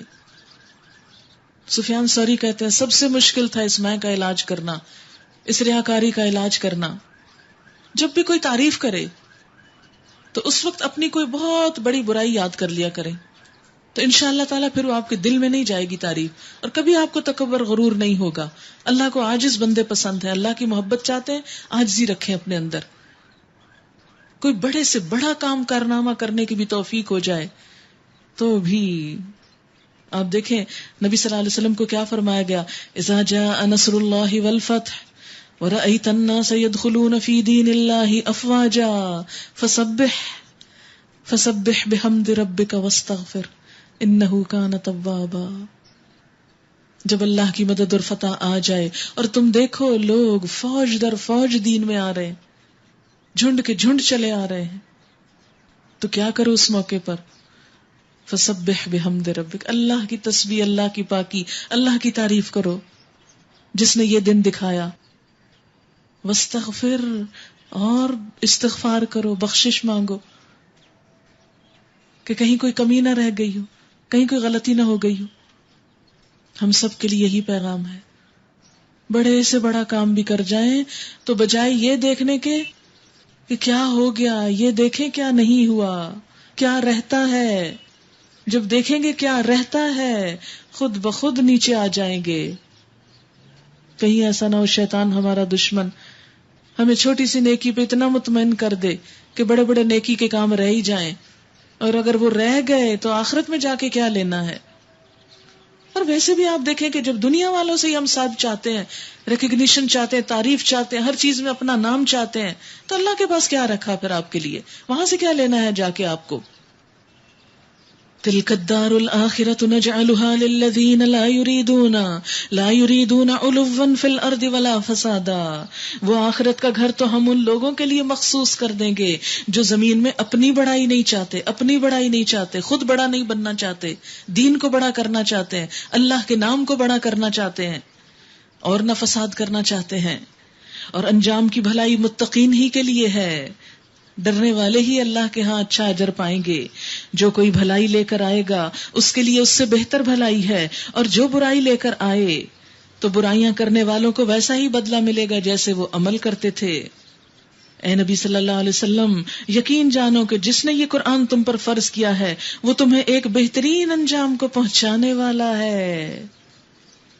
جس رب نے یہ قرآن دیا، جو اس قرآن کو پڑھے، جو اس کی تبلیغ کرے، جو اس کا حق ادا کرے، اللہ خود اس کو بہترین انجام پہ پہنچانے والا ہے۔ یہ اللہ کا وعدہ ہے۔ ان لوگوں سے کہہ دو کہ میرا رب خوب جانتا ہے کہ ہدایت لے کر کون آیا اور کھلی گمراہی میں کون مبتلا ہے۔ تم اس بات کے ہرگز امیدوار نہ تھے کہ تم پہ کتاب نازل کی جائے گی، یہ تو محض تمہارے رب کی مہربانی سے تم پہ نازل ہوئی ہے۔ بس تم کافروں کے مددگار نہ بنو، ایسا کبھی نہ ہونے پائے کہ اللہ کی آیات جب تم پر نازل ہوں تو کفار تمہیں ان سے باز رکھیں۔ اپنے رب کی طرف دعوت دو، ہرگز مشرکوں میں شامل نہ ہو، اللہ کے ساتھ کسی دوسرے کو معبود نہ پکارو، اس کے سوا کوئی معبود نہیں ہے، ہر چیز ہلاک ہونے والی ہے سوائے اس کی ذات کے، فرما روائی اسی کی ہے، اسی کی طرف تم سب پلٹائے جانے والے ہو۔ اصل بادشاہ اللہ ہے، باقی ہم سب اس کے بندے ہیں اور اسی کی طرف ہم سب کی واپسی ہے۔ سورۃ العنکبوت۔ عنکبوت اسپائڈر کو کہتے ہیں، مکڑی۔ اسپائڈر کی 40,000 سپیشیز ہیں، 40,000۔ اور برڈ ایٹنگ اسپائڈرز بھی ہوتے ہیں جن کا سائز ایک ڈنر پلیٹ جتنا ہوتا ہے، یعنی صرف انسیکٹس کو نہیں بلکہ برڈز کو پرے کرتے ہیں، برڈ بھی ان کے پرے ہوتے ہیں۔ کیڑوں کو شکار کرنے کے بعد پیک کر کے سٹورڈ فوڈ کے طور پہ رکھا جاتا ہے اور بعد میں استعمال کرتے ہیں۔ یہ ایک ڈائیونگ اسپائڈر ہوتا ہے، غوطہ خور، انسان کی طرح پانی میں بھی اترتا ہے اور وہاں بھی شکار کرتا ہے، اور وہاں پر آکسیجن سلنڈر کی طرح کا ایک بنا کے اپنے ساتھ ہوا رکھتا ہے نیچے تک۔ کتنی چھوٹی سی چیز ہے، حقیر سی چیز، کتنی عقل مند، کتنی چالاک۔ بسم اللہ الرحمن الرحیم۔ الف لام میم احسب الناس ان يتركوا ان يقولوا آمنا وهم لا يفتنون۔ کیا لوگوں نے یہ سمجھ رکھا ہے کہ بس وہ اتنا کہنے پہ چھوڑ دیے جائیں گے کہ ہم ایمان لائے اور ان کو آزمایا نہ جائے گا؟ ہم سب کے لیے کیا لوگوں نے یہ سمجھ رکھا ہے کہ بس اتنا کہنے پہ چھوڑ دیے جائیں گے، ان سے پوچھا نہ جائے گا، حساب نہ لیا جائے گا، ان کو آزمائش میں نہ ڈالا جائے گا؟ حالانکہ ہم ان سب لوگوں کی آزمائشیں کر چکے ہیں جو ان سے پہلے گزرے ہیں۔ یاد رکھیے، جو ایمان لاتا ہے، جو اللہ کے قریب ہونا چاہتا ہے، اس کو آزمایا جاتا ہے، پرکھا جاتا ہے۔ بالکل ایسے جیسے گھڑا بیچنے والا جب گھڑا بیچتا ہے تو خریدنے والا کیا کہتا ہے کہ اس کے اوپر ذرا ٹکور کے دکھاؤ کہ یہ گھڑا کچا تو نہیں، کہیں اس میں سے پانی تو نہیں بہے گا۔ بالکل اسی طرح جب کوئی شخص اللہ کا بندہ بننا چاہتا ہے، اللہ کے قریب ہونا چاہتا ہے، جنت میں داخل ہونا چاہتا ہے، اللہ بھی ذرا ٹھکور کے دیکھتا ہے، کچے ایمان والا تو نہیں، ذرا سی بات پہ پلٹنے والا تو نہیں، ذرا سے لوگوں کی بات سن کے دین سے پھرنے والا تو نہیں۔ ایک دن حجاب لیا، دوسرے دن مذاق کسی نے کیا، تیسرے دن اتار دیا۔ جب تک قرآن کا جوش ولولہ ہے، رمضان ہے، تو سب کام کیا، اور جب یہ ختم تو یہ سب بھی ختم۔ نہیں، اللہ تو آزمائے گا، جو حکم دے گا کروانے کے لیے آزمائے گا، ہاں میری جنت میں آنے کے لیے۔ دوسری جگہ پر آتا ہے کہ ام حسبتم ان تدخلوا الجنہ، تم سمجھتے ہو یوں ہی جنت میں چلے جاؤ گے۔ وَلَمَّا يَأْتِكُمْ مَثَلُ الَّذِينَ خَلَوْا مِن قَبْلِكُمْ، حالانکہ تم پر ان پہلے لوگوں کی مثال تو ابھی گزری نہیں۔ مَسَّتْهُمُ الْبَأْسَاءُ وَالضَّرَّاءُ وَزُلْزِلُوا حَتَّى يَقُولَ الرَّسُولُ وَالَّذِينَ آمَنُوا مَعَهُ مَتَىٰ نَصْرُ اللَّهِ أَلَا إِنَّ نَصْرَ اللَّهِ قَرِيبٌ۔ پہلے لوگوں پہ مصیبتیں آئیں، تکلیفیں آئیں، ہلا مارے گئے، اتنے ہلائے گئے کہ پکار اٹھے، چیخ اٹھے، اللہ تیری مدد کب آئے گی؟ اور ہم صرف ایک لوگوں کی چھوٹی سی بات نہیں برداشت کر سکتے، لوگوں کی میلی نگاہ اور ٹیڑھی آنکھ اور مذاق اور مسکراہٹ ہم سے برداشت نہیں ہوتی کہ ہمیں دیکھ کے کوئی کیا کہے گا، کوئی جو چاہے کہتا رہے، کوئی ہمارا کیا لگتا ہے، کوئی ہم کو جہنم سے نہیں بچا سکتا، ہماری اللہ سے دوستی نہیں کرا سکتا اگر ہم اس سے ڈر کے اللہ کی مرضی کے خلاف کام کریں گے۔ اللہ کو تو ضرور یہ دیکھنا ہے کہ سچے کون ہیں اور جھوٹے کون ہیں، کون جھوٹے دعوے کرتا ہے اللہ کو ایمان لانے کے اور محبت کے، اور کون اللہ کی محبت میں ہر چیز قربان کر سکتا ہے۔ لہذا صرف سچے ہی لوگ اس کی طرف بڑھ سکتے ہیں۔ یہ قدم قدم مصائب، یہ سوادے کوئے جانا، وہ یہیں سے لوٹ جائے جسے زندگی ہو پیاری۔ اگر زندگی اور لوگوں کی باتیں وہی عزیز ہیں تو یہیں سے چلے جاؤ، پھر آگے آنے کی کیا ضرورت ہے؟ اگر آگے آؤ گے تو ٹھوک بجا کے دیکھے جاؤ گے کون سچا ہے اور کون جھوٹا، اور کیا وہ لوگ جو بری بری حرکتیں کر رہے ہیں یہ سمجھے بیٹھے ہیں کہ وہ ہم سے بازی لے جائیں گے، یعنی اللہ کی نافرمانی کر کے ہمیں ہرا سکتے ہو؟ بڑا غلط کو حکم ہے جو وہ لگا رہے ہیں کہ ہم پکڑ نہ سکیں گے۔ جو کوئی اللہ سے ملنے کی توقع رکھتا ہو اسے معلوم ہونا چاہیے کہ اللہ کا مقرر کیا ہوا وقت آنے ہی والا ہے، جلد حساب ہو جائے گا، یہ دنیا ہمیشہ نہیں رہے گی، اور اللہ سب کچھ سنتا اور جانتا ہے۔ جو شخص بھی مجاہدہ کرے گا، جدوجہد، کوشش اپنے ہی لیے کرے گا، اپنے بھلے کے لیے، اپنے فائدے کے لیے، نیند چھوڑ کے اٹھے گا تو اپنے لیے، علم حاصل کرے گا تو اپنے لیے، کامیابی پائے گا تو اپنے لیے، کچھ کمائے گا تو اپنے لیے، کسی کو کیا دے گا؟ اپنے عمل تو کوئی کسی کو دے ہی نہیں سکتا۔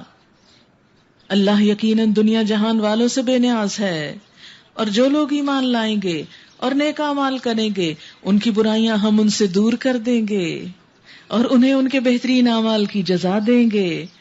یعنی انسان ہے نا، غلطی ہو جاتی ہے، آپ جتنا بھی نہاتے رہیں گرد پڑے گی آپ پہ، پڑتی ہے نا، روز مٹی جمتی ہے، پھر دھوتے پھر پڑ جاتی، پھر دھوتے پڑ جاتی، پھر فرمایا کہ ایسے لوگوں کی گرد ہم خود اتار دیں گے۔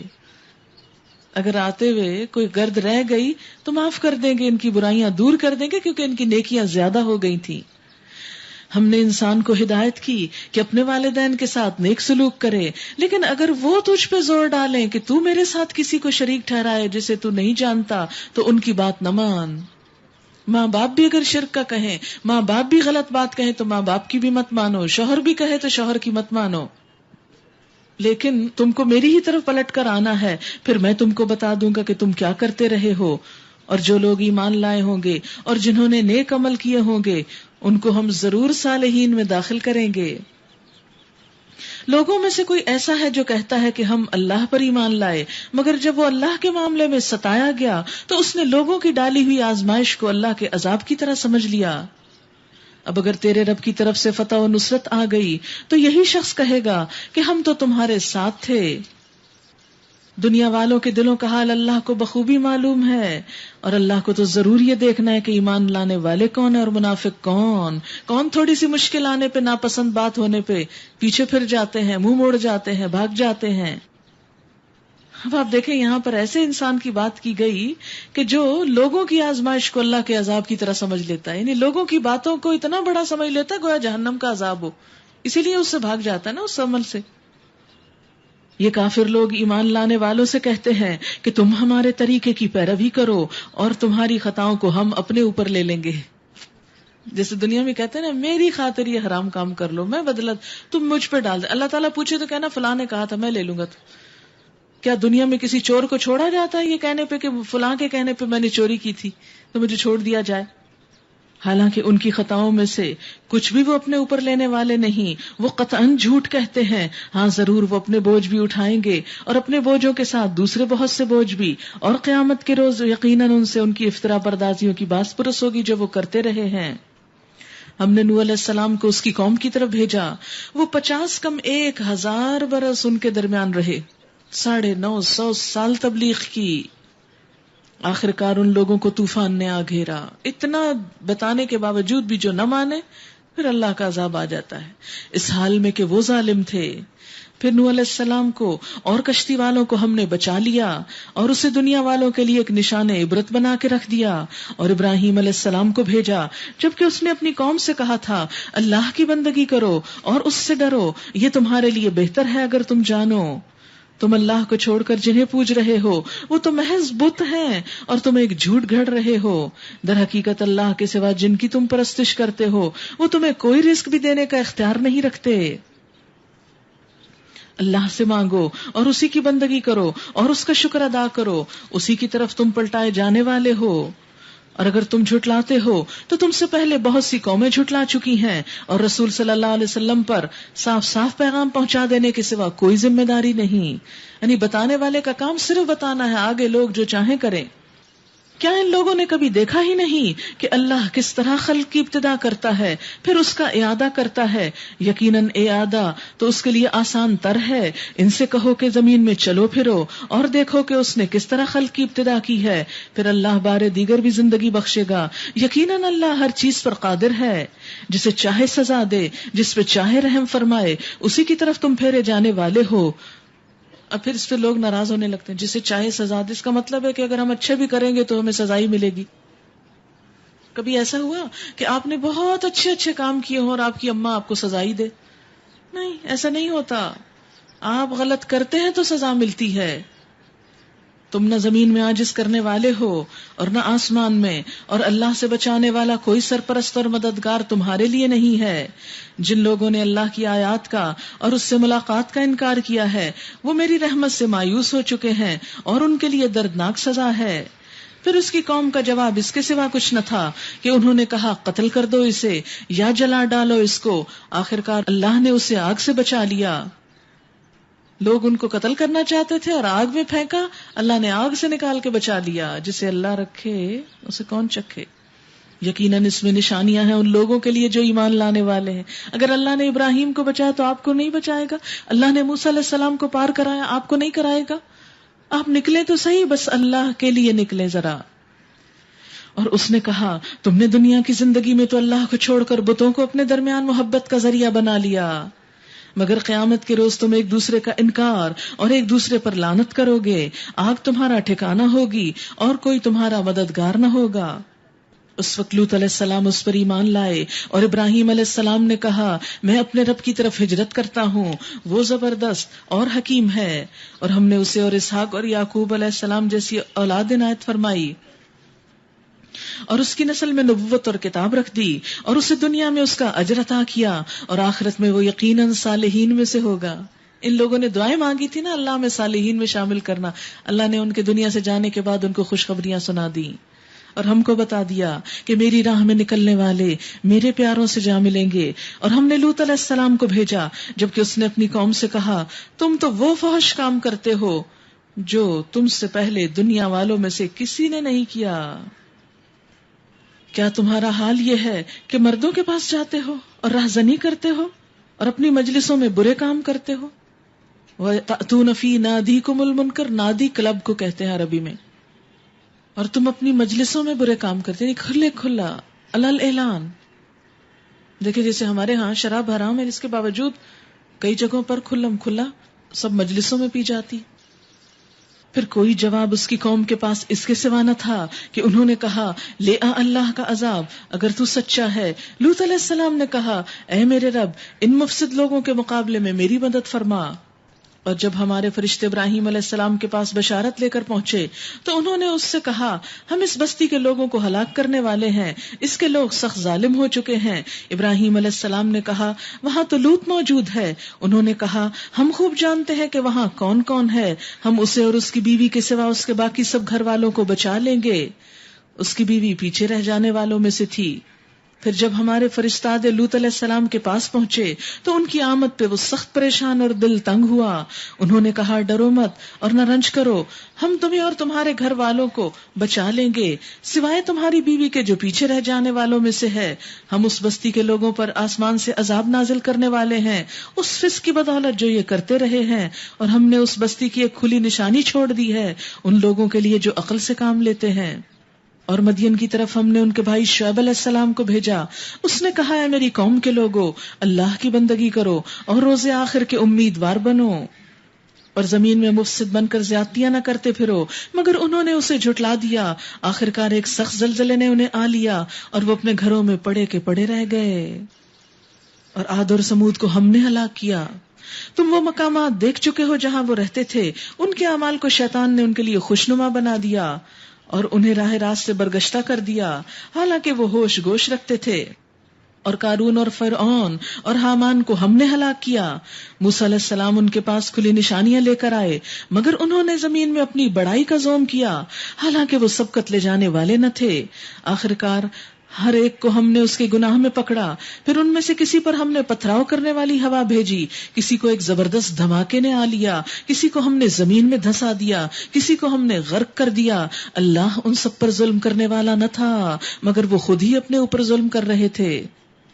مثل الذین اتخذوا من دون اللہ اولیاء، جن لوگوں نے اللہ کو چھوڑ کر دوسرے اولیاء بنا رکھے ہیں، اولیاء اللہ کو چھوڑ کے دوسروں کے در پہ جاتے ہیں، ان کی مثال مکڑی جیسی ہے، مکڑی، اسپائڈر جیسی، جو اپنا ایک گھر بناتی ہے، اور سب گھروں سے زیادہ کمزور گھر مکڑی کا گھر ہوتا ہے۔ یہ بھی اللہ تعالیٰ نے خود بتا دیا قرآن میں، اور یہ بات تجربے سے ثابت ہے۔ کتنا باریک ریشہ ہوتا ہے جس سے وہ گھر بنا رہی ہوتی، اور 5 اونس جالا پوری دنیا کے گرد لپیٹا جا سکتا ہے۔ اور کہتے ہیں کہ جو دھاگا بناتی ہے اس جیسا دھاگا ابھی کوئی مشین بنا نہیں سکی، اتنا فائن ہوتا ہے جس سے اپنا جالا بنتی ہے۔ آپ کو پتا ہے جالا بنا ہوا ہوتا ہے، اگر ہمیں ایسا کوئی دھاگا ملے کچھ بننے، بنانے، کاٹنے کے لیے، ہم نہ بنا سکیں۔ فرمایا کہ جو لوگ اللہ کے سوا کسی اور کا سہارا لیتے، ان کی مثال کیسی ہے؟ جیسے ایک مکڑی ہو جو جالا بنے، لیکن جالے کی قیمت کیا ہوتی ہے؟ کچھ بھی نہیں، فالتو بیکار چیز۔ جب آپ گھر صاف کرتے سب جالے اتار دیتے، جب اترتا کتنا ہلکا سا اتر آتا ہے۔ بظاہر اگر آپ نے کبھی مائکروسکوپک لیول پہ جالے کو دیکھا، آپ حیران رہ جائیں کتنی مہارت سے، کتنا زبردست نیٹنگ ہوتی ہے اس میں، کیا ڈیزائن ہوتا ہے اس میں، لیکن اس سب کے ساتھ انتہائی کمزور ہوتا ہے وہ۔ فرمایا جو اللہ کو چھوڑ کے کسی اور کی مدد پہ بھروسہ کرے، وہ ایسے ہی گویا کوئی گرتا شخص جالا پکڑ کے رکنا چاہے تو کیا ہوگا؟ کبھی جالا سہارا دیتا ہے؟ فرمایا اللہ کے سوا کوئی اور سہارا بھی نہیں دے سکتا۔ سب گھروں سے زیادہ کمزور گھر مکڑی کا ہوتا ہے۔ کاش یہ لوگ علم رکھتے۔ آپ کو پتا ہے کہ جال سازش کے لیے بھی استعمال ہوتا ہے۔ اسی طرح فرمایا یہ جو اللہ کو ماننے والے لوگ نہیں، یہ کوئی چیز نہیں ہے، ان سے مروب نہ ہو، متاثر نہ ہو، کوئی شے نہیں ہے ان کے پاس۔ یہ ان کی بڑی بڑی ترقیاں، راکٹ، ایٹم بم دیکھ کے تم بڑے گھبراتے ہو، نہیں، ان کا حال کیا ہے کہ یہ اپنی سازشوں سے تمہیں ہرانے کی کوششوں میں ہیں، لیکن ان کی سازشیں خواہ انٹرنیٹ پہ ہوں یا کسی اور نیٹ پہ، یہ صرف ایک جالا ہے، جالا جو بظاہر دیکھنے میں بڑا حسین نظر آتا ہے، بہت کاریگری کا شاہکار نظر آتا ہے، بہت باریک کام ہے، باریک سازشیں، لیکن جب کوئی مومن اللہ پر بھروسہ کرتا ہے تو وہ ساری سازشیں مکڑی کے جالے کی طرح کہیں دور لپٹ جاتی ہیں، جا کے کچھ نقصان نہیں دیتا۔ تو اصل بات کیا ہے کہ اللہ سے تعلق درست رکھا جائے اور اس کے سوا کسی پہ بھروسہ نہ کیا جائے کسی بھی کام کے لیے۔ اگر کوئی انسان بھی کوئی کام کر دے تو آپ یہی سوچے فوراً خوش گمانے کہ اللہ تو نے کرایا نا، تو نے اس کے دل میں ڈالا۔ یہ لوگ اللہ کو چھوڑ کر جس چیز کو بھی پکارتے ہیں اللہ اسے خوب جانتا ہے، وہی زبردست اور حکیم ہے۔ یہ مثالیں ہم لوگوں کو سمجھانے کے لیے دیتے ہیں، مگر ان کو وہی لوگ سمجھتے ہیں جو علم رکھنے والے ہیں۔ اللہ نے آسمان اور زمین کو برحق پیدا کیا، در حقیقت اس میں ایک نشانی ہے ایمان والوں کے لیے۔ وآخر دعوانا ان الحمدللہ رب العالمین۔ چونکہ اعتکاف کچھ لوگ کرنا چاہتے ہیں اور میں نے وعدہ بھی کیا تھا کہ اینڈ پہ کچھ بتاؤں گی، تو ٹھیک ہے میں چند باتیں اعتکاف پہ کروں گی۔ اعتکاف سنت موقدہ کفایہ ہے اور اس کی مدت 10 یوم ہے۔ اصل اعتکاف 10 دن کا ہوتا ہے۔ ہر مسلمان کو رمضان المبارک میں کم از کم ایک دفعہ قرآن پاک کی تلاوت مکمل کرنی چاہیے۔ حضرت ابو ہریرہ فرماتے کہ نبی صلی اللہ علیہ وسلم کے سامنے ہر سال رمضان میں ایک بار قرآن پڑھا جاتا تھا، اور الحمدللہ ہمارے اکثر لوگوں کی روٹین ہے۔ جس سال آپ نے وفات پائی اس سال آپ صلی اللہ علیہ وسلم کے سامنے 2 بار قرآن پاک ختم کیا گیا، جبریل علیہ السلام کے ساتھ دور کرتے تھے۔ اسی طرح ہر سال آپ 10 دن کا اعتکاف فرماتے۔ جس سال وفات ہوئی اس سال 20 یوم کا اعتکاف فرمایا۔ اسے بخاری نے روایت کیا ہے۔ اعتکاف کے لیے فجر کی نماز کے بعد اعتکاف کی جگہ پہ بیٹھنا مسنون ہے۔ حضرت عائشہ فرماتی ہیں کہ نبی صلی اللہ علیہ وسلم جب اعتکاف بیٹھنے کا ارادہ فرماتے تو فجر کی نماز پڑھ کر معتکف میں داخل ہوتے۔ اعتکاف کرنے والے کی بیوی ملاقات کے لیے آ سکتی ہے، یعنی مسجد میں اعتکاف ہوگا نا، اور اعتکاف کرنے والا بیوی کو گھر تک چھوڑنے کے لیے مسجد سے باہر آ سکتا ہے۔ حضرت صفیہ فرماتی ہے کہ میں نبی صلی اللہ علیہ وسلم کے پاس اعتکاف میں گئی، آپ اعتکاف میں تھے، رات کو وہ نبی صلی اللہ علیہ وسلم سے ملنے آئی اور باتیں کرتی، تو ضروری بات کی جا سکتی ہے۔ واپس جانے کے لیے اٹھی تو نبی صلی اللہ علیہ وسلم مجھے چھوڑنے کے لیے اٹھ کھڑے ہوئے، اسے بخاری اور مسلم نے روایت کیا. یعنی ضرورتاً اعتکاف کی جگہ چھوڑی جا سکتی ہے. مردوں کو اعتکاف مسجد ہی میں کرنا چاہیے. رمضان میں اعتکاف کے لیے روزہ رکھنا بھی ضروری ہے. جو لوگ روزہ نہ رکھے وہ اعتکاف نہیں کر سکتے. حالت اعتکاف میں بیمار پرسی کے لیے جانا، جنازے میں شریک ہونا، بیوی سے تعلق قائم کرنا، بشری تقاضوں کے بغیر اعتکاف کی جگہ سے باہر جانا منع ہے. یعنی کوئی انتہائی مجبوری کے بغیر اعتکاف کی جگہ سے باہر نہیں جانا چاہیے. حضرت عائشہ فرماتی کہ اعتکاف کرنے والوں کے لیے یہ سنت ہے کہ وہ بیمار پرسی کو نہ جائیں، کسی مریض کے حال کو نہ جائیں، جنازے میں شریک نہ ہوں، بیوی کو نہ چھوئے، نہ اس سے مجامت کرے، اعتکاف کی جگہ سے ایسے ضروری کام یعنی قضاء حاجت، فرض، غسل وغیرہ کے بغیر نہ نکلے جس کے بغیر چارہ ہی نہ ہو. اعتکاف روزے کے ساتھ ہی ہوتا ہے اور بڑی مسجد میں ہوتا ہے. الا فی مسجد جامع مسجد میں ہوتا ہے. عورتیں بھی اعتکاف کر سکتی ہیں. حضرت عائشہ رضی اللہ تعالی عنہا فرماتی ہیں کہ نبی صلی اللہ علیہ وسلم رمضان المبارک کا آخری عشرہ 29 رمضان المبارک تک یعنی آخر تک اعتکاف فرماتے. آخری عشرہ یعنی پورا جو ہے، یہاں تک کہ آپ کی وفات ہو گئی. آپ کے بعد آپ کے ازواج مطہرات نے اعتکاف کیا. قرآن پاک میں یہ آتا ہے کہ وَأَنْتُمْ عَاكِفُونَ فِي الْمَسَاجِدِ. اس حکم پر بعض علماء یہ کہتے ہیں کہ عورت بھی مسجد ہی میں اعتکاف کرے، لیکن عورت کا گھر کا ایک خاص کونا جسے وہ اپنی مسجد بنا لے تو وہاں بھی اعتکاف ہو سکتا ہے. آپ صلی اللہ علیہ وسلم نے فرمایا عورتوں کو مسجدوں میں جانے سے منع نہ کرو، لیکن نماز پڑھنے کے لیے ان کے گھر مساجد سے بہتر ہیں. یعنی اگر کوئی آنا چاہتی تو ضرور آئے، لیکن اگر کوئی گھر میں اکیلے میں پڑتی ہے تو وہ اس کے لیے وہاں بھی بہت بڑا اجر ہے. اگر کسی کو اعتکاف کے لیے 10 دن میسر نہ آ سکیں تو جتنے دن میسر آئے اتنے دن اعتکاف کر لیں. یعنی کم دنوں کا بھی ہو سکتا ہے، لیکن اصل جو نبی صلی اللہ علیہ وسلم کی سنت ہے وہ کیا ہے؟ 10 دن.